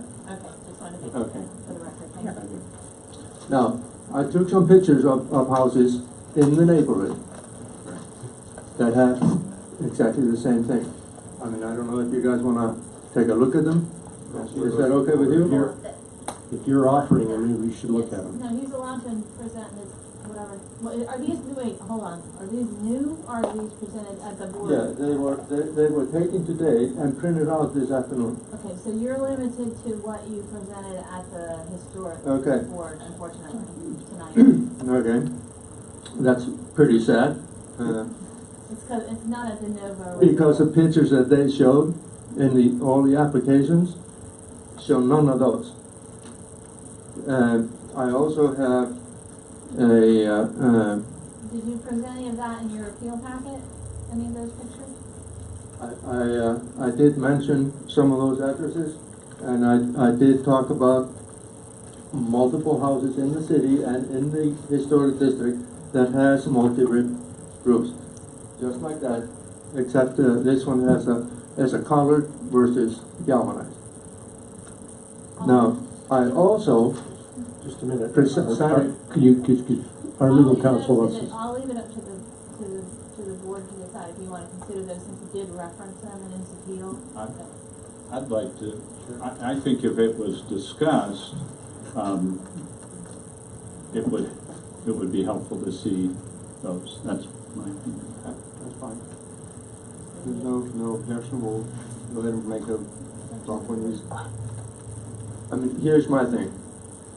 We all live in the city. We should all know the city. And I work very well with the building department. I'm a general contractor here in town. Always worked very well with the city, whether it has to do with permits and so far and so forth. And I will continue to do so. But the process of this whole thing with the metal roof and all that stuff, I absolutely 100% disagree with myself. Not only the homeowner, but I disagree with it. I disagree with, and I could talk probably for an hour or longer than about the entertainment district about this, but gonna try not to. I also presented a list of people that signed, neighbors that were okay with that roof. Showed them that sample, they happily signed. That's in our package, is that correct? Yes. Okay, I want to make sure we're talking the same thing. No. And at the board meeting when this was denied too. I presented it for the board, the historic board, and somebody forgot to put it in their package. And I was told at the board meeting, well, it doesn't matter anyhow, we don't take it into consideration. So the neighbors that are going to be looking at the house, it doesn't matter what they feel like, according to the historic board. At least that's how we read it. Now, the first meeting that I applied for was no quorum. because not enough members could show up. Special meeting was called, and it was denied. At that meeting, there was supposed to be, by my understanding, the metal roof and secondary shingles. Now, if you look at the picture of the house, the way it was, it does not have asphalt shingles on the second floor. It's actually a slate asbestos shingles. And it has a very distinct architectural difference between asphalt shingles, and which staff has approve this in asphalt, and they said the metal is not compatible to as is or like kind. You know, neither one of those materials are like kind. Neither one of them. But one of them can be approved and the other one not. Homeowner wants the metal. We have the shingles on the garage that I built and the lower roofs, but they want the distinguished, have it distinguished to the upper roof like it always has been.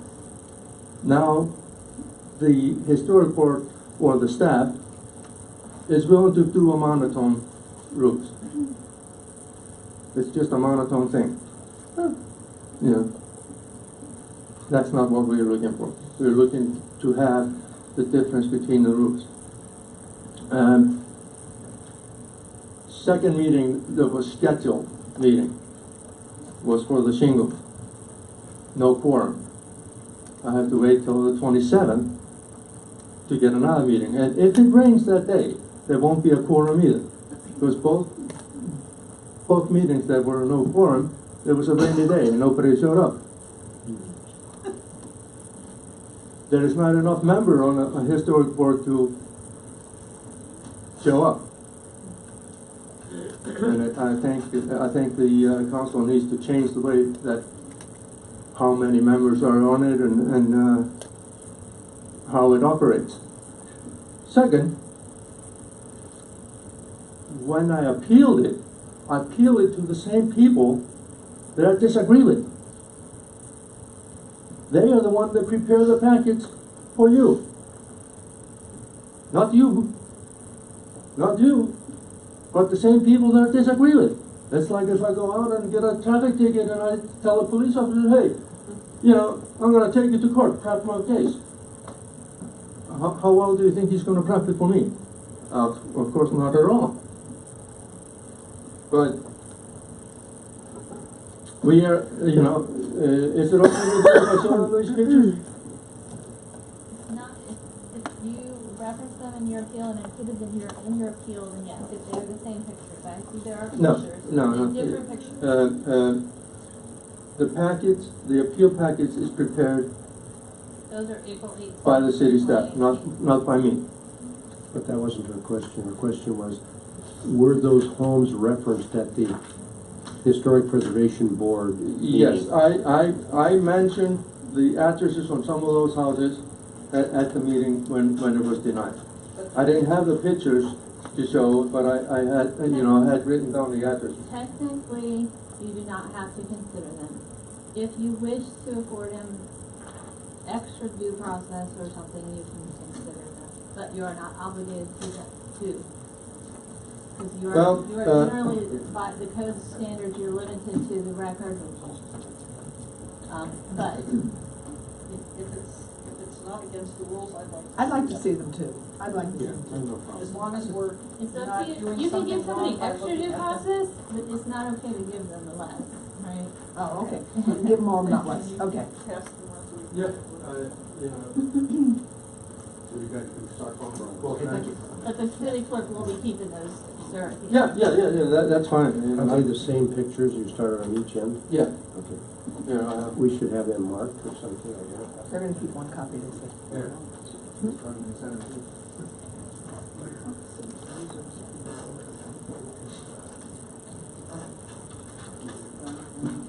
Well, please don't discuss them amongst yourselves. And Don't discuss, have discuss. No, we're just looking at the others. And another thing that I feel very strongly about is those metal roofs versus shingles. Everywhere where we have hurricane impact, it's all turning down to multi-rib roofs. You could go to the beach side, you could go around the town, you could go around the county, and preferred hurricane roof is the multi-rib roof versus shingle.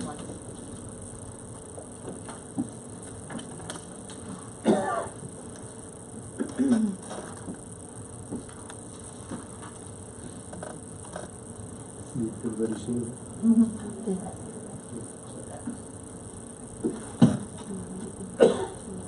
Yeah. We have the record has one, okay.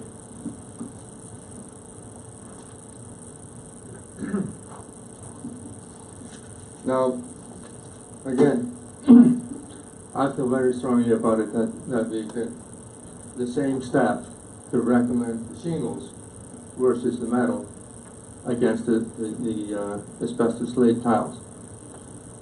Because neither one of them look alike or like kind.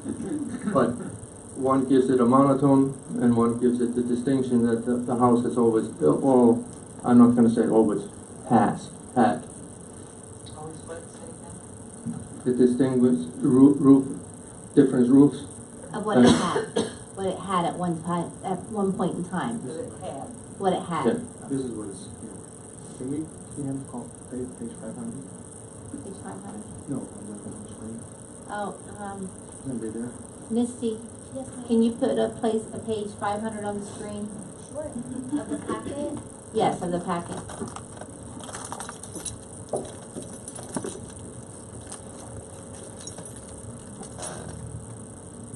It'll take me a second.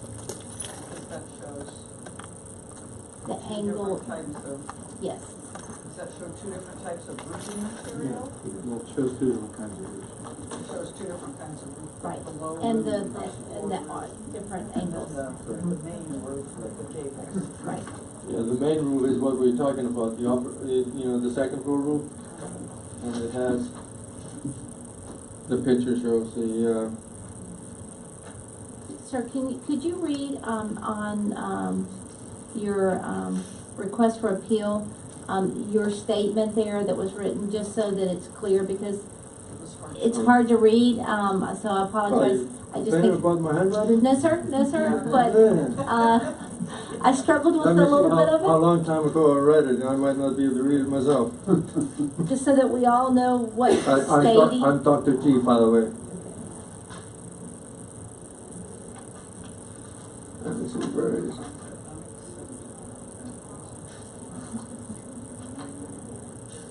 Yeah, I have a quickly if you want. Did you find it? Sir. Sorry? Oh. I can't read it, that's Let me see. It's a prescription. Do you want me to read the whole thing for you? You will, sir. No, so no problem. Beginning with the homeowner funds. Yeah, let me see, the, Just your handwritten stuff. yeah.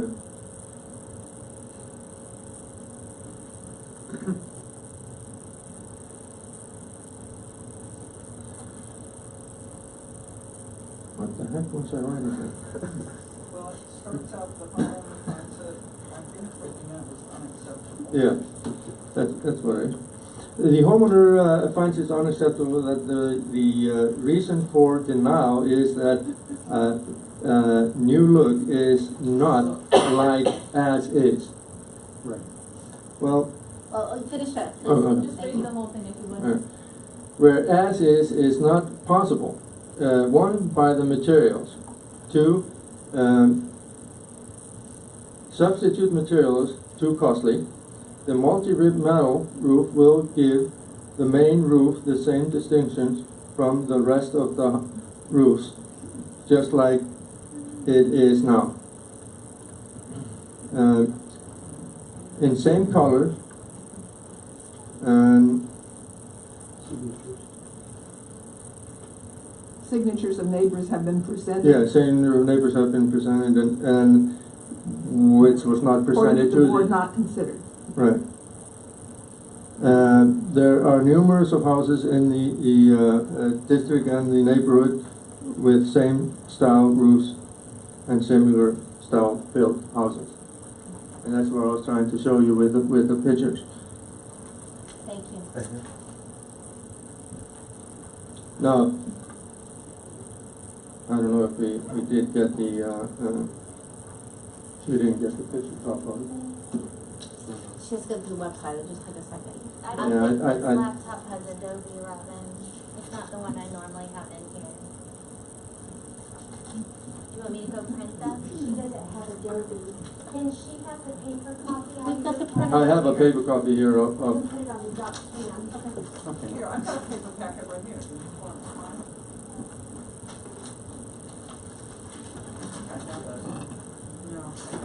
That's okay. Yeah. Can you print it out to this printer over here, Missy? I can't pull it up. Can you, Gwen? Can you get to that printer? But I can put it on the document. That's what you guys. Does anybody want to see a paper picture of it? Well, It's the same picture. it's not the same as the drawing. This is a drawing, not a paper picture. Page 500 is a, yes. Well, are you better. talking about the, Here it is. elevation drawings that I made? Can bring that up to the Yes. Yeah, so that you can see the two different styles that you're talking about. Now the upper hashtag part of it, you know, where it's diagonals. Yeah. I mean that's the existing or was the existing. Yeah, this is to represent the existing. I produced this years and years and years ago when we did the rest of the renovations. What did you call those shingles before? A slate something? Yeah, those are asbestos slate shingles. And they're in a diamond shape? Yeah. When they're installed? Yeah. Okay. Here, let me. Yeah, it's kind of. This is what it is, and then those pictures come out of the package. So it's more like a diamond. It looks like. Yeah. I mean, different people call it different names, you know. Can I just ask one question? You mentioned in your appeal there's a cost. What's the difference in a cost? Well, if we go to the light kind in metal, it's an individual tiles, and they're about 5 to 6 times more expensive than the multi-rib roof. Then the what kind of roof, please? Then the multi-rib. Multi-rib, yeah. See, because that... This is multi-rib. That's what we are asking to put on the house. If we do like kind as what was on the house, Which was asphalt. which was asbestos slate shingles. And those are still available on the market? The asbestos slate? No, you're not. You can't buy them. You can't use them. You can't do anything but dispose of them. Okay. Okay. So the only options then are a metal replica. Metal replica, which is 6 times more than what? Then this. Multi-rib. Then this. Multi-rib. Right. And what is the cost of the other shingle? That is. Did you have regular asphalt shingle? It costs more to put them on, but they cost less to buy. What? So The shingle costs less, and it costs more to put it on. Reason because is it's a 9-pitch roof. Yeah. It's very high pitch roof, so it goes, everything, all the labor goes up higher. There's more caution and all that stuff. And I can understand that.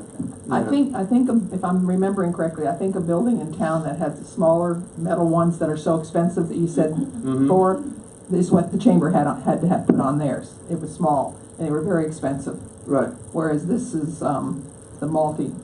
This is multi-rib. You get it in one length from the top to the bottom, and it's 3 feet wide, so it's a lot easier to lay faster and all that. I have to say, with all respect to the Historic Society, if back when the owners would have chosen to go with something like that metal roof, but they didn't, they went with this other, because it was an option then, but now we for a lot of different, I guess, structural, I mean, not structural, but preservation issues, now we're limiting it. I guess I wouldn't have a problem in having to go with that, because I'm looking at them and there's that many more houses in the area that's already got them. So it's not as if, yeah, because, I mean, in respect to them, but it's not as if this would be the first house that would have that. From what I'm seeing here, and there are more coming. There's more there. But are those other homes, are they that style? Well, I will, and one of them, and I will disclose this, one of them in here was the house I owned for 10 years, and I put the new roof on it, and it's that kind. And it's a historic home on the corner of 10th and McDonald, and it's in here. Is it considered and a it's Victorian? it's a craft house. Victorian, Well, but whatever that is. It looks similar. That's what I'm saying. It looks similar. That's what I'm saying. That's No, what but I'm saying, no, and I guess what I'm saying is the style, according to the historic board and staff, the style is something special because it's Victorian bungalow, even though it was built in 1920. It started out as a craftsman house. It started. And a third party came in and classified it as craftsman but Victorian bungalow. See, and this is the craftsman house. Right.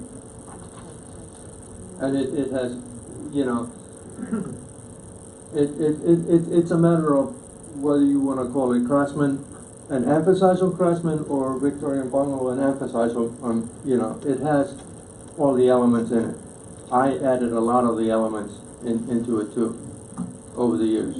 I guess what I struggle with is we have a homeowner who's trying to do an upgrade to the house or replace the roof, whatever. They own the house. There's no way when they bought this house they're going to know that a committee is going to decide versus one material versus the other, especially when you go around the neighborhood and lots of other houses have them. When it started out as a craftsman and then it's had modifications, I mean, I struggle with telling the homeowner they can't do it. I do too. Well, we know where you stand. Well, I know where you stand, but I guess the good news or bad news is I look at it and I look at all these pictures. You know, I personally like that. Looks a lot better than that. Mr. Massey? I see several things that are different from our package. What you offer in what you have displayed, the multi-ridge metal, is not the same as some of the pictures that you offered this evening that we looked at. Some of those pictures include a standing seam metal roof. The standing seam is different from the multi-ridge as you have displayed. Which one is the standing seam? From the, I mean, the packet that he Okay, showed around. 145 West is a multi-rig. Which one? 254 West 11th is a multi-rig. 1021 North McDonald is a multi-rig. And 950 North McDonald is a multi-rig. Okay, so one. There's one house that is not a multi-rig, and that's 207 East 8th Avenue. That's what I thought. Right. That's the only one. And I really don't like that. I think it's an eyesore. But I wanted to include that there are eyesores in the city. Well, we understand.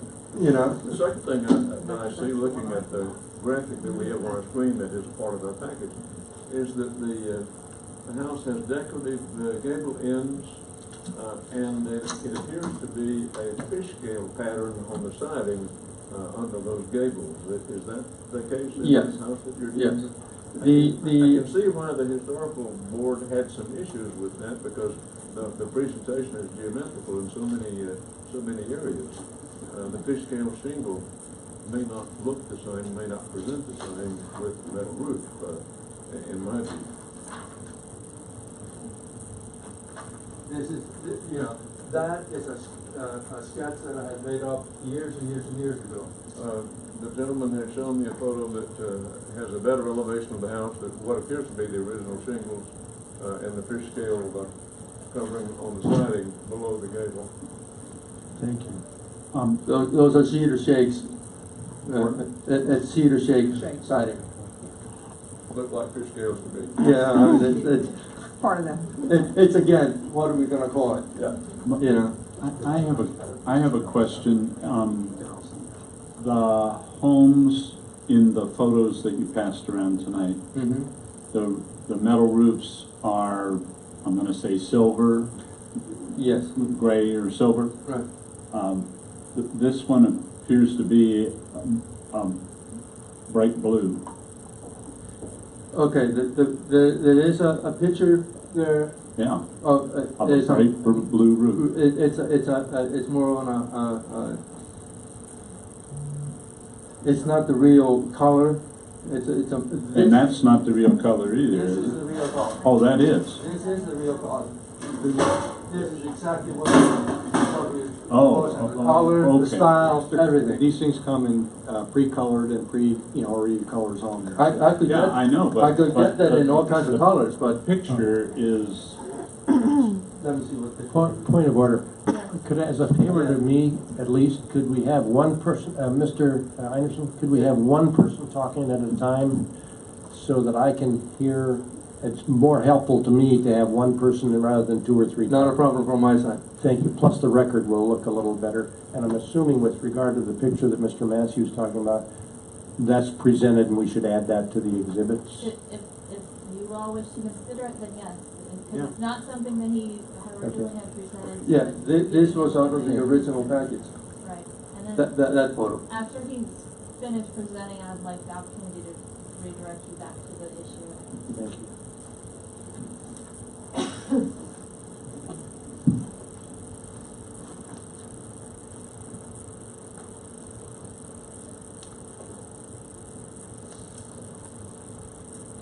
Now, I also want to point out, if anybody remembers the old roof on the city library, the single roof, the single roof that used to be on it leaked like a sieve all the time, and it was up to go to a metal roof.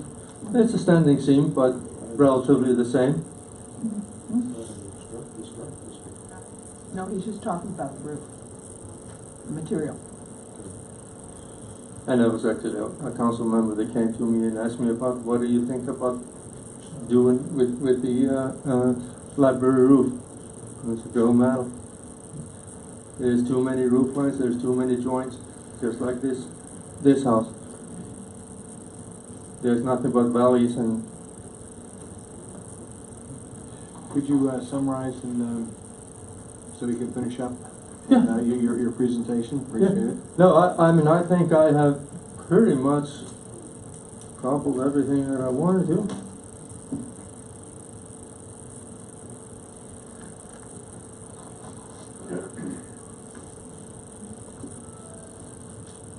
Yeah, I think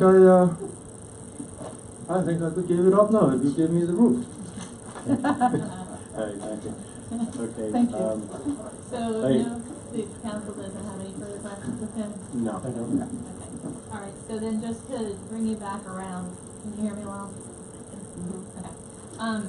So back to your procedures and making your decision, you should be, weighing the evidence that you heard, weighing the evidence as to whether you found it substantial and credible and relevant,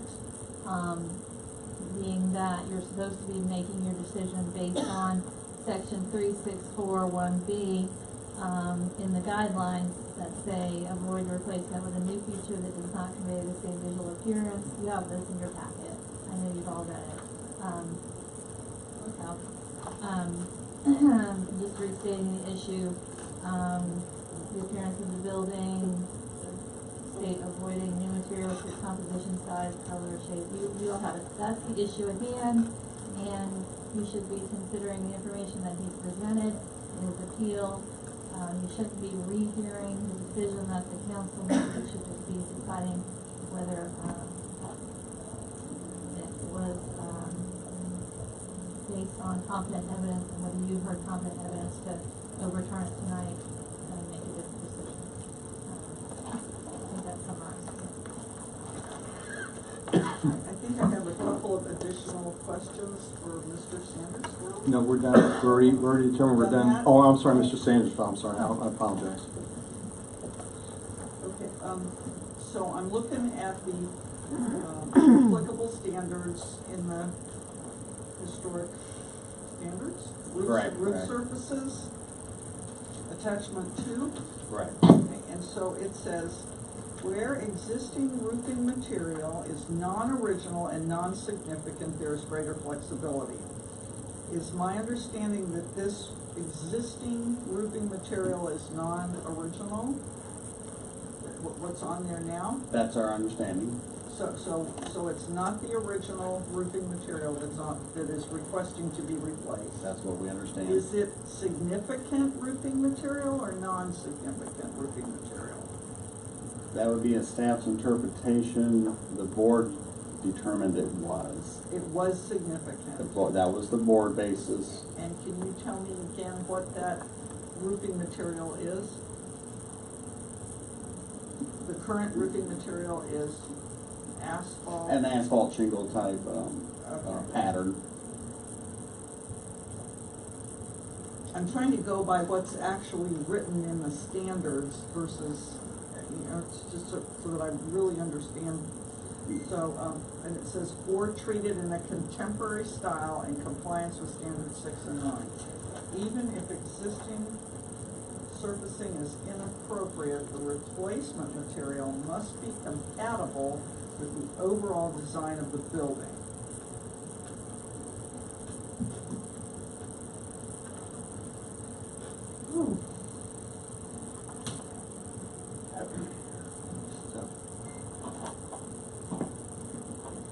The thing I'm looking at is, I think two different things here is we talk about, I think what they were talking about, adding a new feature. He's not adding a new feature. Okay, he's adding a roof, which is a feature on that house, is the roof. It's a replacement. He's just replacing the roof. Okay, he's not adding a new feature. That It's is forgiven. Okay, and like I think was mentioned earlier, in 1920 there was an option of putting a slate, whatever it was, material was, that diagonal type shingle on there, or a tin roof, I guess, back then. For lack of words, houses I had when I was growing up had most of them all had tin roofs somewhere on the house, and a feature on the house, and which is really great when it's raining. It sounds good. And but anyway, when you look at some of the things that's shown on here with even a stamped metal roof, when it's put on, it doesn't look anywhere near what the old roof looked like, and it looks like. And I noticed a couple of them right around town, and when you look at them, and they repaint them, they do not look too good after a couple of years of the paint, when they are repainted. Now these newer materials don't I think really need repainting, and probably for a lot of years on these things, because it's built in, it's anodized, it's built into the metal itself. So it's a totally different thing. So I feel personally that the standards applied, and like I said, I'm for one, and I know we appoint our historical board appoint different people to our different boards, and we rely on them for their expertise and for their due diligence and coming to us. I'm not going to say that they erred, but I don't agree. I personally don't agree with their decision to not allow it at this point, and I would be in favor to go the other way and to reverse their ruling. That's my own personal on that. So, but feel free for more discussion and to. And that would be to sustain the appeal. I mean, to reverse the appeal. Approve the appeal. Approve the appeal. Yeah, okay. That's not the same thing, I guess. Approve the appeal. Issue the development, it would be to issue the development order, basically. Reverse the historic order. So I don't know how the rest of the council feels at this point, but. They issued a denial of the development order, so if you decided to overturn them, you would be approving the issuance of the development order. Okay. Correct, Bill? Correct. So I guess for more discussion, then I should entertain a motion for the approval of a development order. correct? Well, you'll rule on the appeal, and the effect of the appeal will also be, it's a two-part motion. Oh, it's a really. two-part. Okay, okay. That's probably That's the what we need to easiest know way to then. do it. Okay. You would, either approve or deny the appeal, and then you would approve the issuance or the denial of the development. And the motion be stated that way? Would it, You can do two motions, you can do one motion, I mean. well, no, what I meant is the motion for each one, we have an affirmative and a negative built into the motion itself, is what you're saying? To consider. The result is that it will be issued with development order. Just like if you approved a zoning change, then the development order is automatically issued. This is sort of effective. If the building permit's denied, we issue a denial of development permit. It's just an effect. You can include it or not. Okay, my thing is here is for just, you know, and I know. Just approve or deny the appeal. That'd be the easiest. So, but what's the motion to approve it? That's up to you. So, because usually my thing I've always was taught, and when you make motions, that they're always made in the affirmative, and then persons, and because when you ask for a denial, and then people always, well, how do I vote yes or no? They get confused that way. So if you go with an approval, then if we say no, then we're denying the appeal. The appellant's appeal is sustained. Isn't that correct? Something like that? That would work. You can make a motion to sustain the appeal, or you can make a motion to approve the appeal. I mean, it's the same thing, as he stated it. Okay, I make a motion that we approve the appeal. And then what's the second half need to be? And that the development order be issued. And that the development order be issued. Do we have a motion? Do we have a second? I'll second. Okay, is there any more discussion then on the motion? Anybody from can we go back to the public? No. The public? Oh, no, okay, on this, okay. So, if there's no other discussion, and from the council, let's have a roll call vote then. Ms. Hoax? Yes. Mr. Crail? Yes. Mr. Massey? Yes. Mr. Tucker? No. Mr. Rolston? No. Ms. Tillett? No. Mayor Jerome? Yes. Passed 4 to 3. Okay.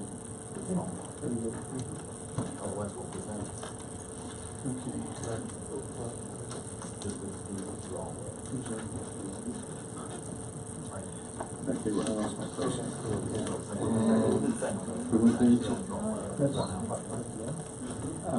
Thank you for your information, thank you.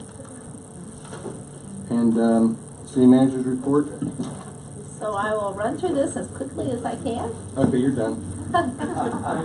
Appreciate it.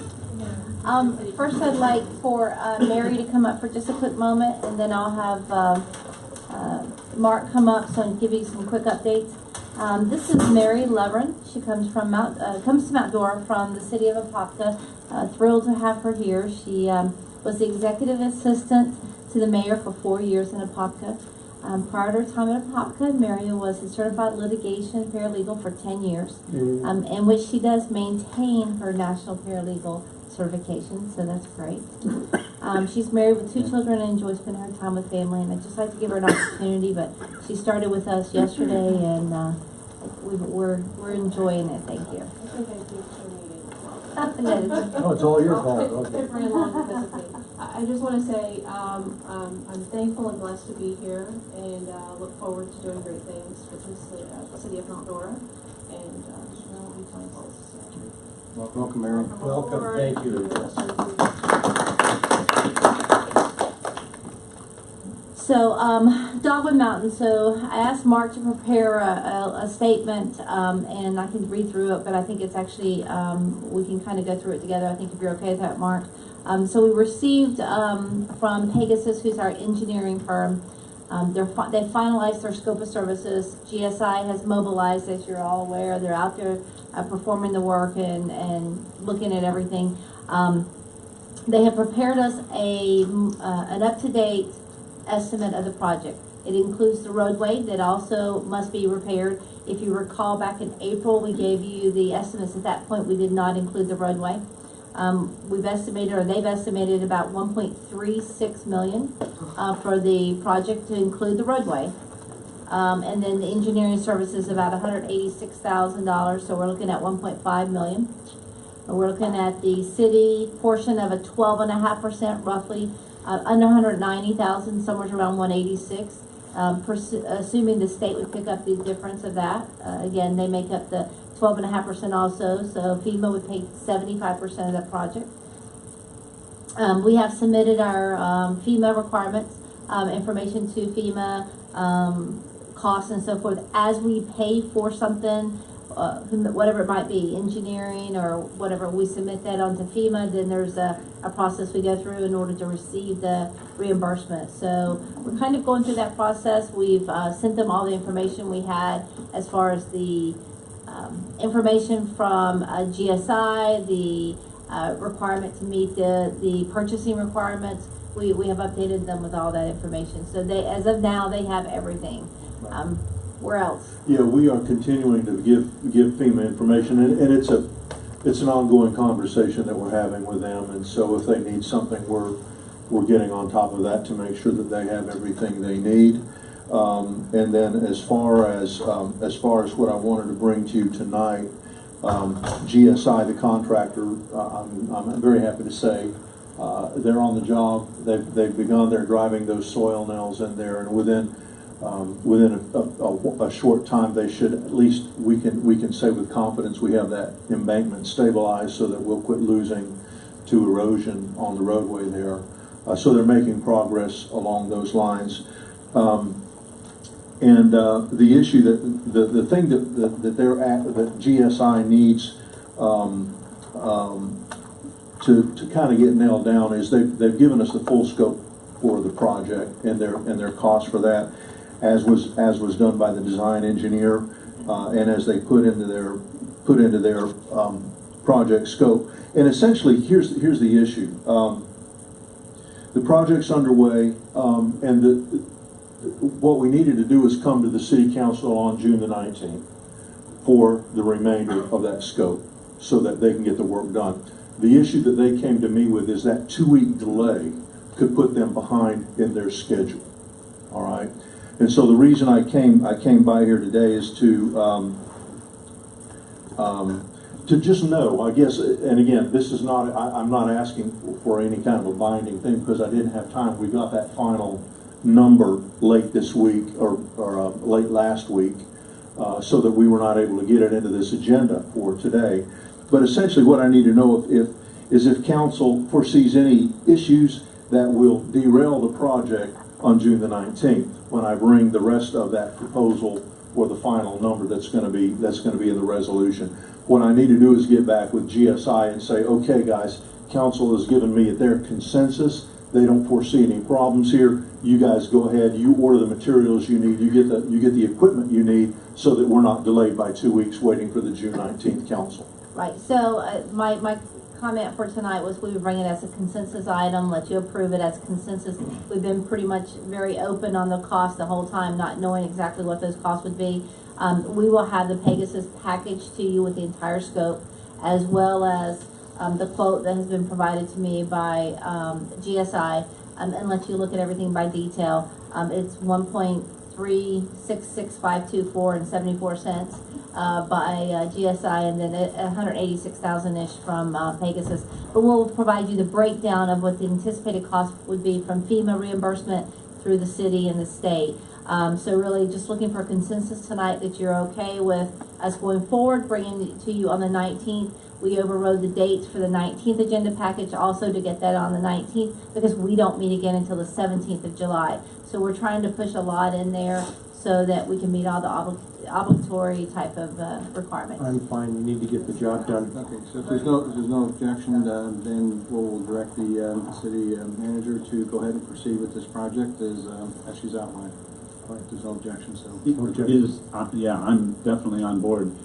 Is that enough, or should we be safe, schedule some sort of a special meeting so that it's all nailed down? I don't want to have any misunderstanding or miscommunication with GSI. They need to keep working at full speed ahead. I think with the city clerk noting this, that there was consensus and presenting, that's binding from that perspective for GSI. They have, they were concerned they've had private companies kind of, you know, stick them in the past, and they were just concerned, and of course we're very different. So we told them we would present it to council, and they were fine with that. So we'll present it to them that has transpired, and I believe we'll be okay. You're gonna have to trust us. We're good for it, so we're paying it. After the government. Okay, thank you, Mark. Oh, be careful. Also, just another little note, you're gonna see some information go out to you very soon, on waste management. As you know, we talked about the program earlier. Joe Grasakis is working with Mark Radowski. They're putting together a flyer so we can inform our citizens as well as waste management, which they do a very good job of notifying the citizens. This will be before you, I believe, on the 19th of June. The contract, so we'll have a short presentation and we'll present that to you, but we also plan on reaching out to the residents to let them know what's happening. We've asked for a grace period. Of course, there's trash cans that could be requested and recycle bins. So again, we're trying to make this work very easily for all of our residents and give them an opportunity to request those additional cans or size of cans. The last item is in reference to also a consensus that I would like to request from you in reference to looking at some properties. And I believe up to now I've taken the time at each of your meetings and probably repeated myself several times, so I apologize for that. But we have several opportunities. Thank you to Ms. Tillett earlier tonight for mentioning that we have been working very diligently to bring you some opportunities for some future parking. I believe these are fairly open to the public to a degree, but I would request that I would work with each of the owners or their representatives privately and then bring those back to you. And my understanding is we can negotiate in a shade meeting on the actual negotiation, but then we must bring it out to a regular meeting once an offer has been accepted. You got my approval. So those items, very quickly, 230 Baker, 206 3rd, and 230 3rd. Those are 3 pieces of property represented by Buddy Atkins at this point in time. There's an asking price just over $800,000, so I would like to reach out to him, possibly look at purchasing those 3 properties to use for parking lot. Obviously it would be in the downtown area, which is a positive. Parking spaces would approximately be 60 to 75 parking spaces, just under $500,000 to actually provide the parking only, and just under $200,000 to actually provide a restroom facility there at that parking. That would allow us to have a restroom on one side of the downtown and the other one over on Sunset. So they don't have to be large restrooms, but just facilities of some type. I'll bundle these, and then at the end, and then if you have an exception, if you would just speak up at that point in time, it might be easier if we go with that. The exceptions, if you have an exception at the end of this conversation. The post office, I've presented that package to you several times. I've been very fortunate that they've come back and given us, I believe, a very good offer if we choose to take it. It's $65,000 a year for a lease option for 20 years at 7.5%, which is much better than the original offers. And it would be 99 years or more. So we can put another parking lot there, again, about the same size, 75-ish spaces, $500,000-ish, with $200,000 in the restroom. You might want to think about that particular restroom possibly being something that is mobile, in the sense I'm not talking porta potties, but the units that we, the units that we drop in so that we can remove it since it's a leased property. But again, rather than concrete. So I think we have that at which facility? Forest Playground. Yes, Forest. So we would do a very similar unit, a little larger, but something is similar to that. Ms. Hayes, in that post office lease, would we be responsible for demolition of the existing building? Yes, sir. So that would be on top of the yes, sir. $65,000 a year lease. I'm just thinking of materials, the date of that building? Is there a what are we looking at? I've asked for a quote on that. I don't have that back yet, so I'll get that back to you. I have the first person that said something, well, it's probably about 50,000, and then they started thinking about the possibility of asbestos, and they said, well, we might need to relook at that. So I'll bring that back to you as soon as I get something on that. And just real quick on that, I think by giving her the approval to go ahead and negotiate, if they do find something prior to the agreement being with the owners of that property, maybe that's something that she can negotiate with them also. They all depend on the contract we execute. Right. It's responsibility as well. We have a proposal from a company in the downtown area offering a private-public partnership.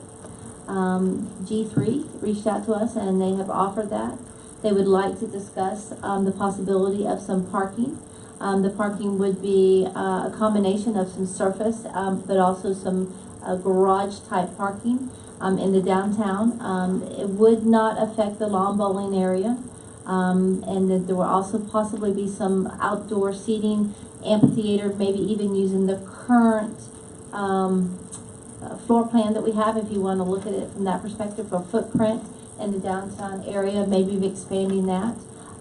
They are willing to pay for the engineering and the putting together the storyboards and bring that back to you as a work session to see if you're interested in their offer and willing to be a partner in that process. So that would be something I would bring back to you at a work session, so a little different than the other ones that I mentioned, because I believe they can share their story and present that, and then we can make a decision from that point. The other possible purchase would be the apartment building behind City Hall. The building is available. Sure it is to anyone who wishes to reach out.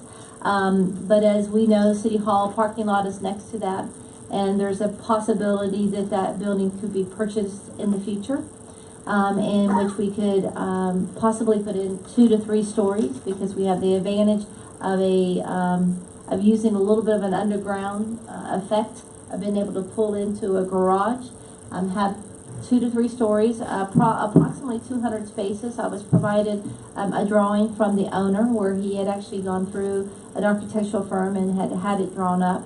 And then there's a possibility of extending the City Hall over the garage and extending a proper chamber in that area for our City Hall chambers, but also additional offices for the growth in the future, and the facade would have the same look as City Hall. So we will have the City Hall that would just look large in the downtown, but it would have the same footprint that we have now between the parking lot and the apartment building. I would say the advantage there is when you're looking at 200 parking spaces, you're looking at 400 people that could possibly, give or take, according to how many's in the car, actually kind of come in and pull into the parking space and then disperse to the downtown. The advantage is to our community building, which seats 612 people, give or take. We can now bring in the acts that we need to in that area in reference to, we have parking. So we can probably set that parking garage up to where you actually accept payment for the parking. Maybe you don't. That's a call. But you add that 200 spaces to the 275 each, give or take 60 to 75. You've now increased the downtown just in a very short area to about 350 spaces, give or take. So it's an opportunity that we have. They've extended the offer, and I just need to reach out and let them know. I have asked Mr. Barfield to take the time and actually do an appraisal. The building is currently set up as, I believe, condos. So that has to be appraised at a condo level. So he's actually reaching out to the owner to work with them.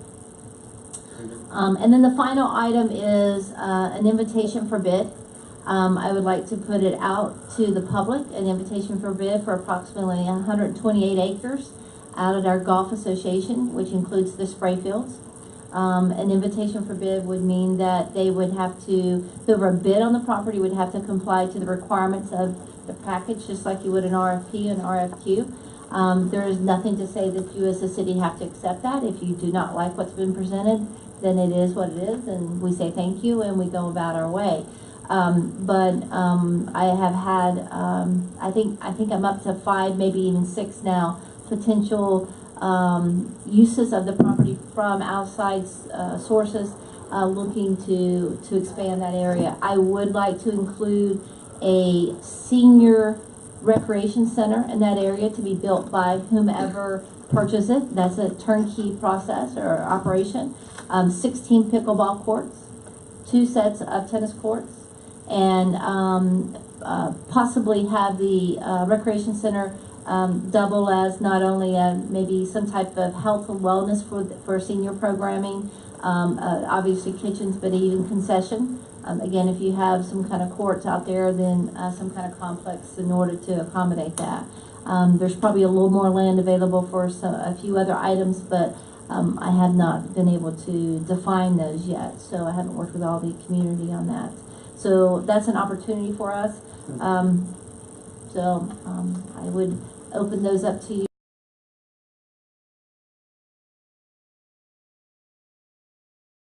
The package that we'd like to go forward with, and just to see where the real interest is. I'm excited about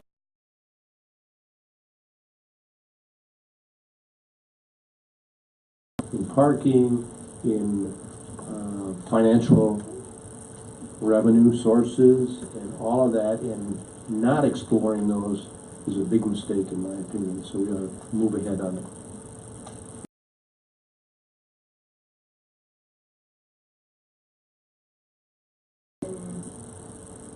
In favor of everything except 2 that I just don't think we need to be exploring at all. One is the golf course. I think it was in 2015, the city was presenting a plaque to the Golf Association and the golf course as a historic benefit of Mount Dora. It's a historic course. It's one of Florida's, on the historic golf trail, and I think it's the kind of amenity that we want to be able to have in the city in order to attract this quality of place that we keep talking about. I just think to sell off our golf course land is a mistake, because once it's gone, you never get it back. It can be green space. It was, built by returning World War II veterans. It's just one of those special things that I wouldn't support selling off for either commercial or homes development. You can say that okay, they've got a low membership. Well, that's now. I mean, they can come back, especially if we get more people into the new city or other development as it's coming along. It's just sort of a piece of history that I think we need to preserve. The other thing that I would not be in favor of is outdoor seating in the downtown area. I think that getting rid of our replace our green space, and I'm very much in favor of keeping the green space that we have, passive parks, that kind of thing. That's what makes this such a special place and people wanting to come to it. Is having, the ambiance of the green and the kind of laid back and quaint and all of that. I think the idea of the building behind City Hall here and planning for the future, because as the city grows, our administration is going to grow. I mean, and the city is going to definitely will have need for more office space, and wherever the council chambers ends up is not the most important thing for me on that thing, but it would be that we would have a close-in parking facility that would service one of the things that we complain is one of our challenges, and that's the community building, especially at night. So that people are, sort of like not wandering the streets at night looking for parking. So I fully support that. I fully support the going out and talking more about the post office space, and especially the number one thing on my list that I think that we could accomplish in relatively short order are those 3 lots that sort of surround the existing Main Street lot, the overflow lot between Baker and Tremaine there that comes out of the existing parking garage. I think that would make an excellent kind of eastern entrance into the city, and I think that would go a long way in providing extra parking. It's also close enough to Gilbert Park. It's just right down the street under the trestle from there. So that provides some opportunity for easing up of parking requirements at Gilbert Park, as well as if we ever get the issue for the bike trailhead ever kind of settled, that's sort of provides additional parking for that. So those 3 I'm totally in favor of, not so much the other 2. I would rather leave them all on the list. I don't have a problem prioritizing them, but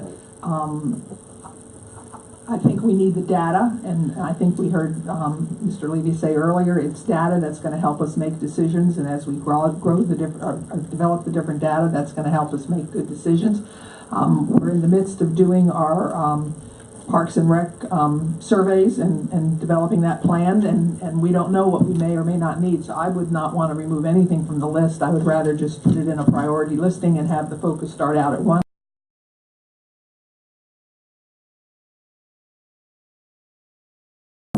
Is the building behind us and what that parking could do, because it does solve 2 challenges. It provides more space for people to go downtown, and then for the community building. And then I would also definitely like to see us pursue the post office space, especially now that it's a 20-year option and or even more. So to me, but I would really at this point not want to take anything off of it. So we keep all, because we've talked about parking and the challenges now for years, and we've got a number of different things we could look at. I think we should look at them all, but just prioritize them, because I know you only have so much time.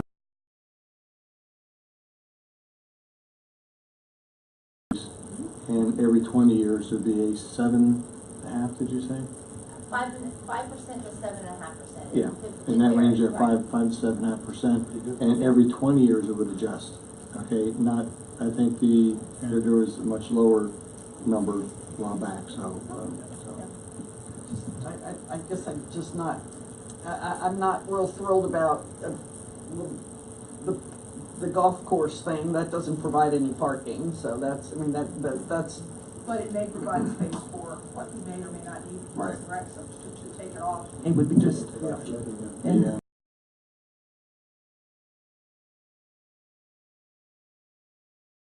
Years ago, but the golf courses are extremely expensive. Okay, and the reason that it's in the shape it is because it hasn't been not against the management company, but it just hasn't had the money being put into that golf course, and we haven't such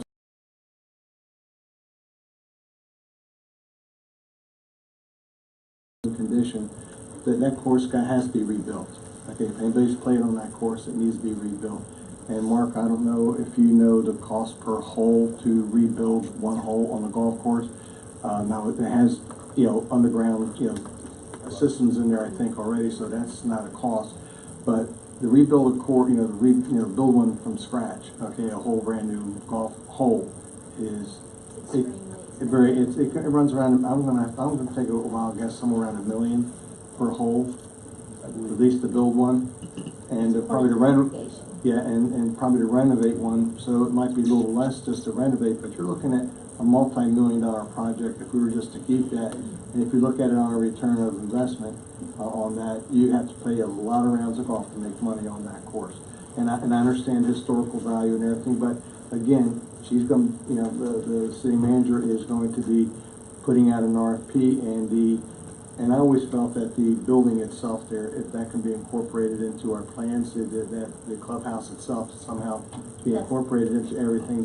I think that's the historical part of that, and of that golf course. So that can maybe be included, but I have no problem her proceeding with the full list like Ms. Oshia. I agree. And do that. Why would we look facts in that? We can look at facts and make decisions later. We just need to get the facts and the research done. So I think she should go ahead with everything. So go ahead, Mr. Massey. I'm excited about the possibilities that we see here, and I haven't felt free to talk about these things that were coming up. Now it's announced. I think we can focus on lots of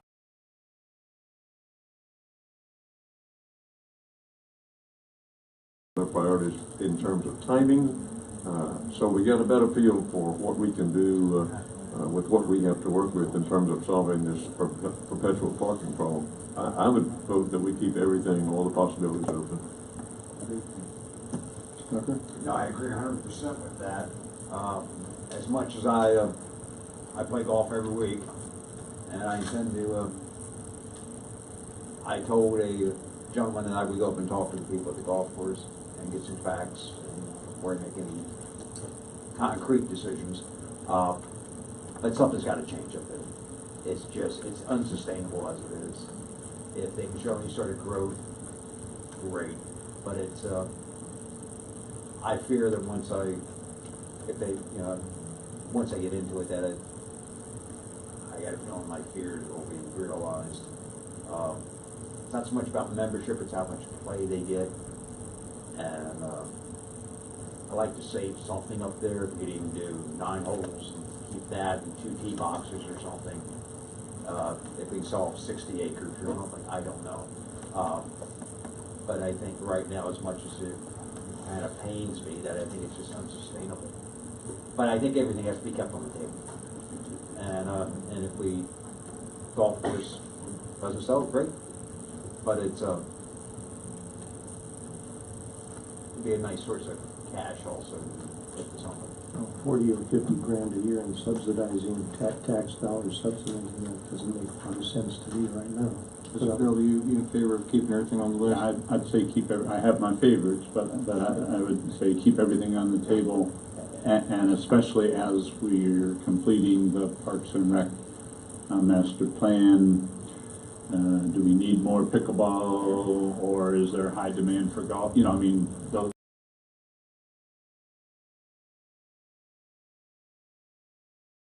on the list for now. Ms. Tillett, you still same with your objection to? Yeah. Okay. So I'm going to take just a motion to go with the full list of items that the city manager proposed to us. I so moved. Second. And all in favor? Aye. Aye. Against? Okay. One against. Okay.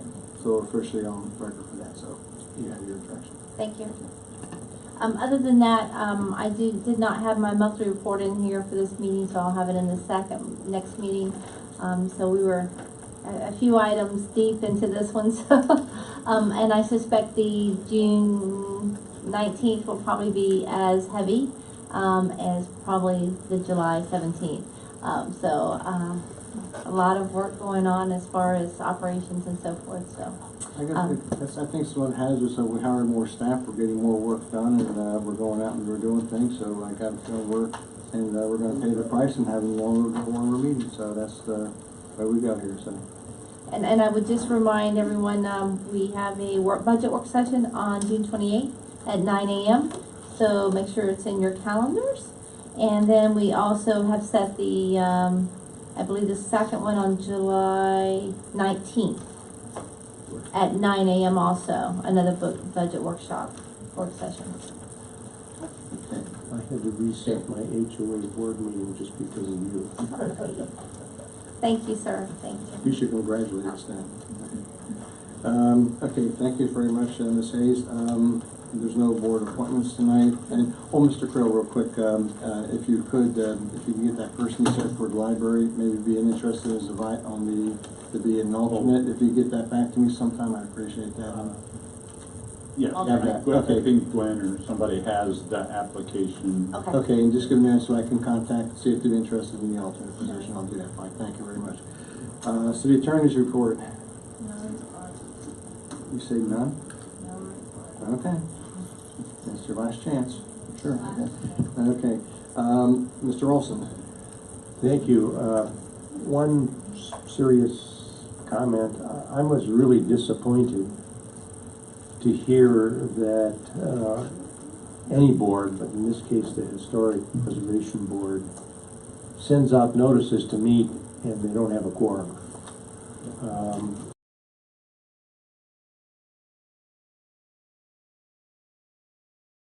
And the notices, unless they certainly must do a survey to find out who's available. That's not a sunshine issue, just to say, are you going to be available on a certain date?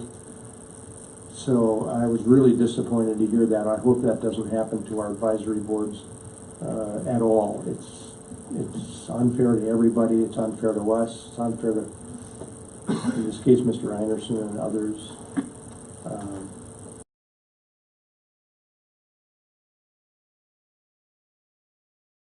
Secondly,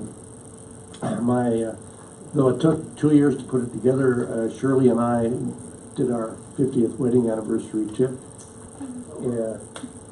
This last week, I picked up a cold coming back. We spent 2 weeks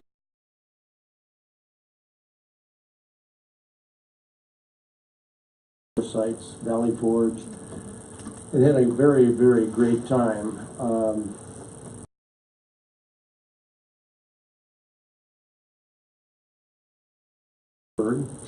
There's 3 Civil War sites in that area. We saw 2 of the 3.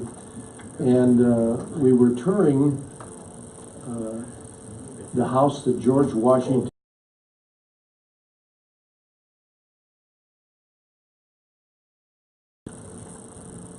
her consent that he might run for the thing.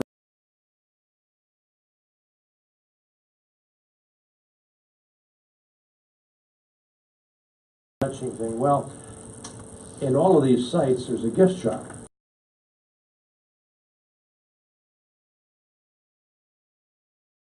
Finished our tours, very interesting. And the lady in the gift shop said, "Oh, where are you folks from?" I said, "Oh, Mount Dora, Florida." "I'm from Florida." She said, "We're in Florida, Mount Dora." And she got one of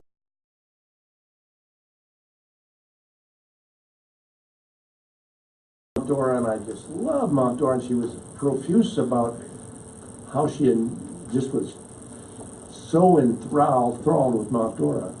I said,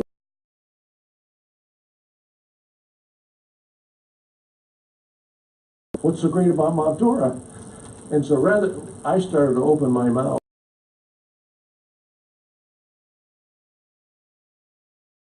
The lady that lived in Mount Dora did it all for me.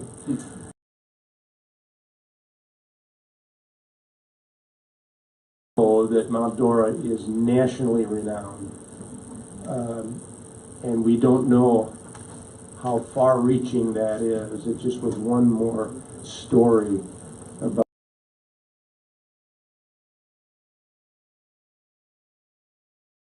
that and be a part of that. That's just a little heartwarming story, at least from my standpoint. And I'm glad to be back, and I picked up a cold.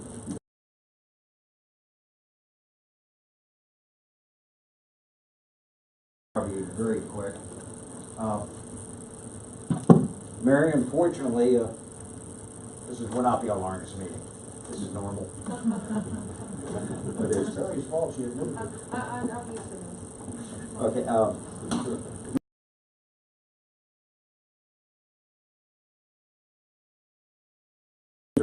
Yesterday. So I gave him sort of a 25-cent historical tour of Mount Dora, and I think the kids had a good time. I had a ball.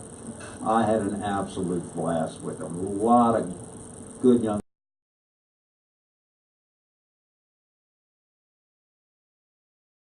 their ambitions. I saw him, he was like the Pied Piper, they were all following behind him so nicely. Yeah, it was.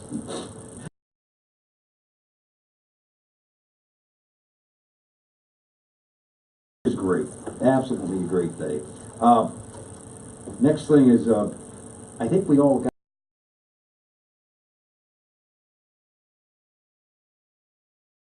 Mabel Norris Reese is long overdue.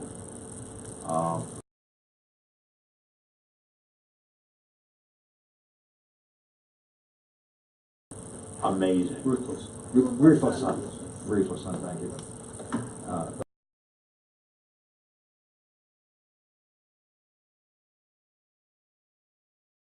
Interesting book. Goes into, of course, what we all try to not remember. And realize this one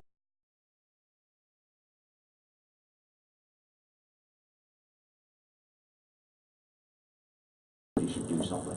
I don't want to get involved with the bust or anything like that. That's private people doing that.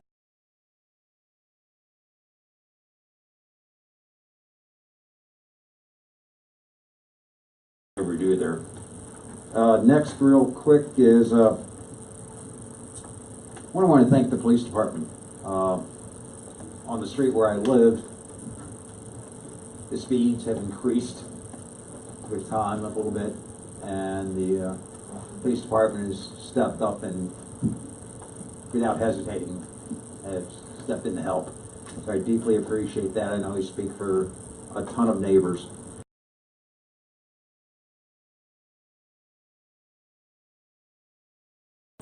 Been contacted by a couple people on different boards. And I think it's time that our city attorney has a meeting with the boards to tell them what you can do for them and what if there's some sort of legal action, just some guidelines. Because I think a lot of these people are out there floundering, they have questions. And I think if all the boards know what our city attorney can do, should there be an issue of something, that's fine. Versus personal versus city. They don't know what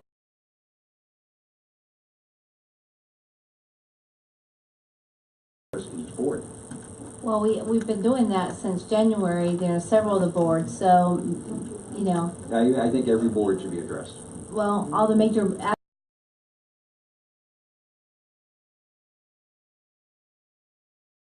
been addressed. I don't believe the art board has been addressed, that I recall. Do you recall the art board? I don't think the art board has. I think every board. The library board has, so, I mean.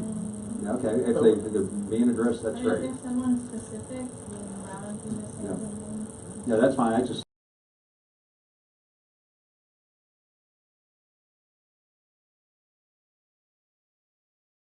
So orientation that they go through the city clerk's office if they're new and if they've come on board during the off time, let's say it that way, or during an off time. The boards change. The membership changes constantly on those boards. Right, but they still are supposed to go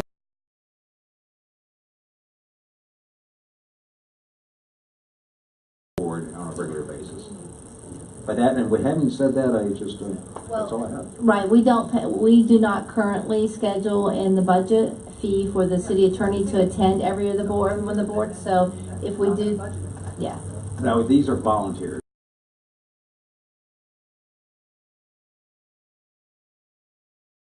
People to volunteer their time, which they do. So it's I don't think if we have to pay to have our city attorney.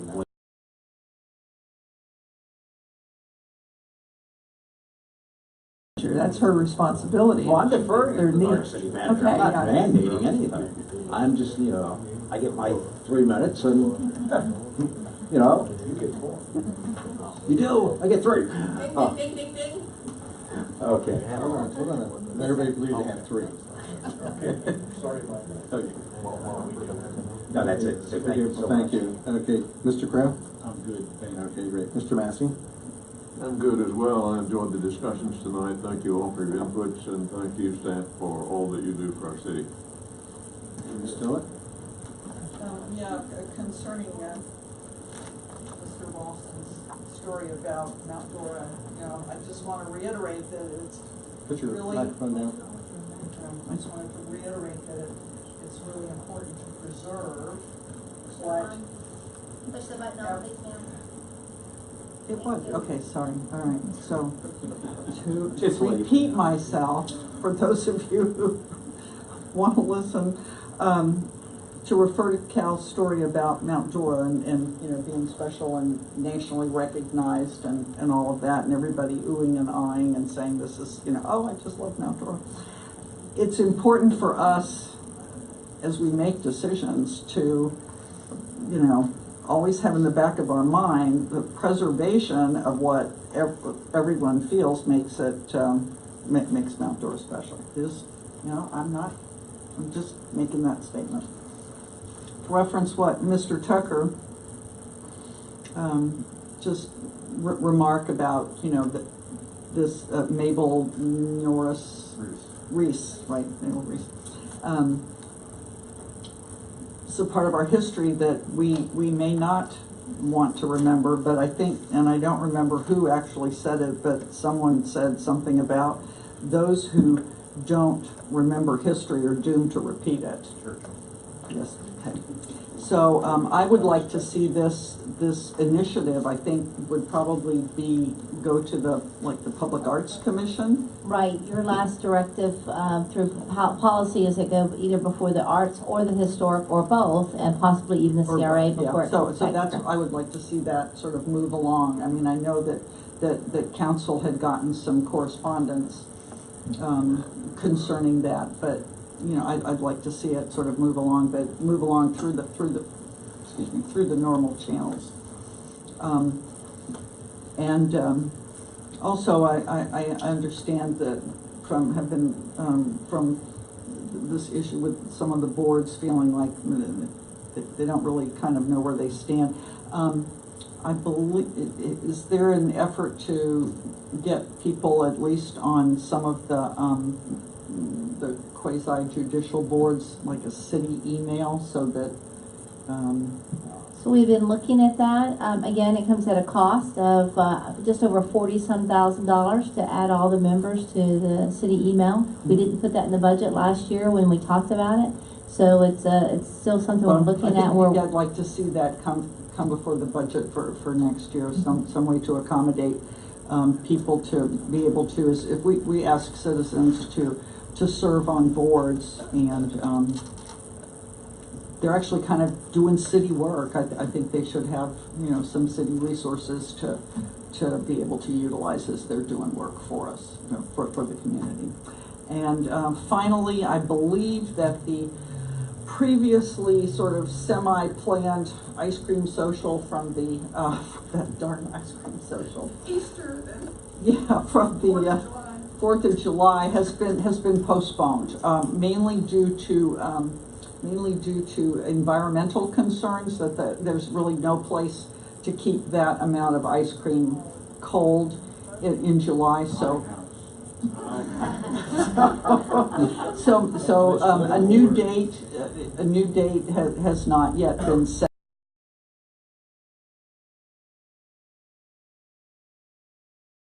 Maybe like for Christmas walk or something like that. So anyway, I'm done. Okay, thank you, Ms. Oaks. Well, I had nothing until you both brought up about Mabel Reese. So it is in a process. I guess I'm concerned, I know there's a private activity going out there, but I don't want us to find ourselves as a city all of a sudden have something and we're expected to find a place for it. It should go through our process. That is correct. And so I hope that that's a clear understanding, that, because I keep reading the emails too, and that's my concern, that it should be, whether it's public arts or historic, that they're, as our responsible advisory group, to be doing it and not come in here to this meeting one night and have something here and be given it to be doing. That's my concern, because I think it's wonderful they're out there doing it, but it should be part of the city's process. Yes. Because otherwise you could have the door open for all kinds of things. Yep. Yes, ma'am. I'm done. Yes. Okay, fine, thank you. Real quick, I'm going to make this quick, and when I get done, we're going to be adjourned. Okay, but I'm not sure that. Okay, and I just want to let our staff know, Mr. Stansfield and Mr. Radowski, and that I get, going around, I get a lot of compliments on both of these departments, actually all of our employees, and everything that we do in the city. And I just tell, when people give me the compliments, it says, please send an email to our city manager. I don't know if you ever get any of them or not. I just send an email to the city manager and let her know what a great job you guys do. Especially in our planning department, a lot of people that I talk to, the professionals around town and around out of town, they have to deal with us, and they're really thrilled with the cooperation and everything. And just to give you one good example was the people from Wawa's, an opportunity to talk with their construction manager and the acquisition manager for Florida, and I don't know if that was after my last call that I talked to them, not my last call, my last email, whatever I did with them, and all of a sudden the construction started. It could have just been a coincidence, but they started. So, but anyway, that's a two-step process. And the last thing I'm going to do, and Mr. Olson, join me up here, please. Me? You. Okay.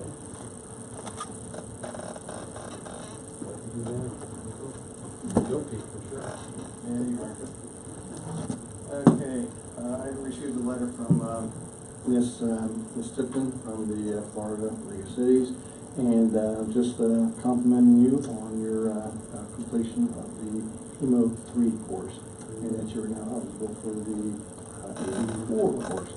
And just into the, I don't know, what's the name over there?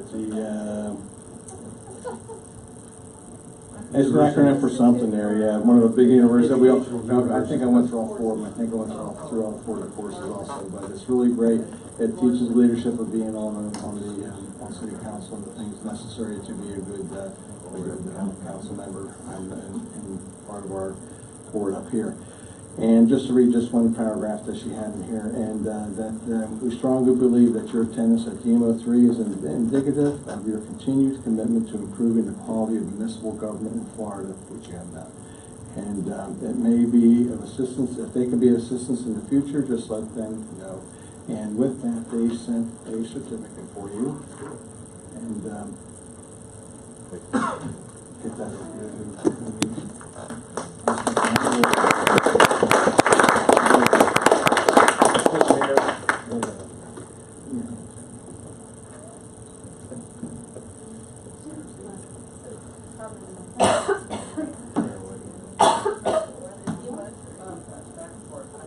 Okay, and we are adjourned. Thank you.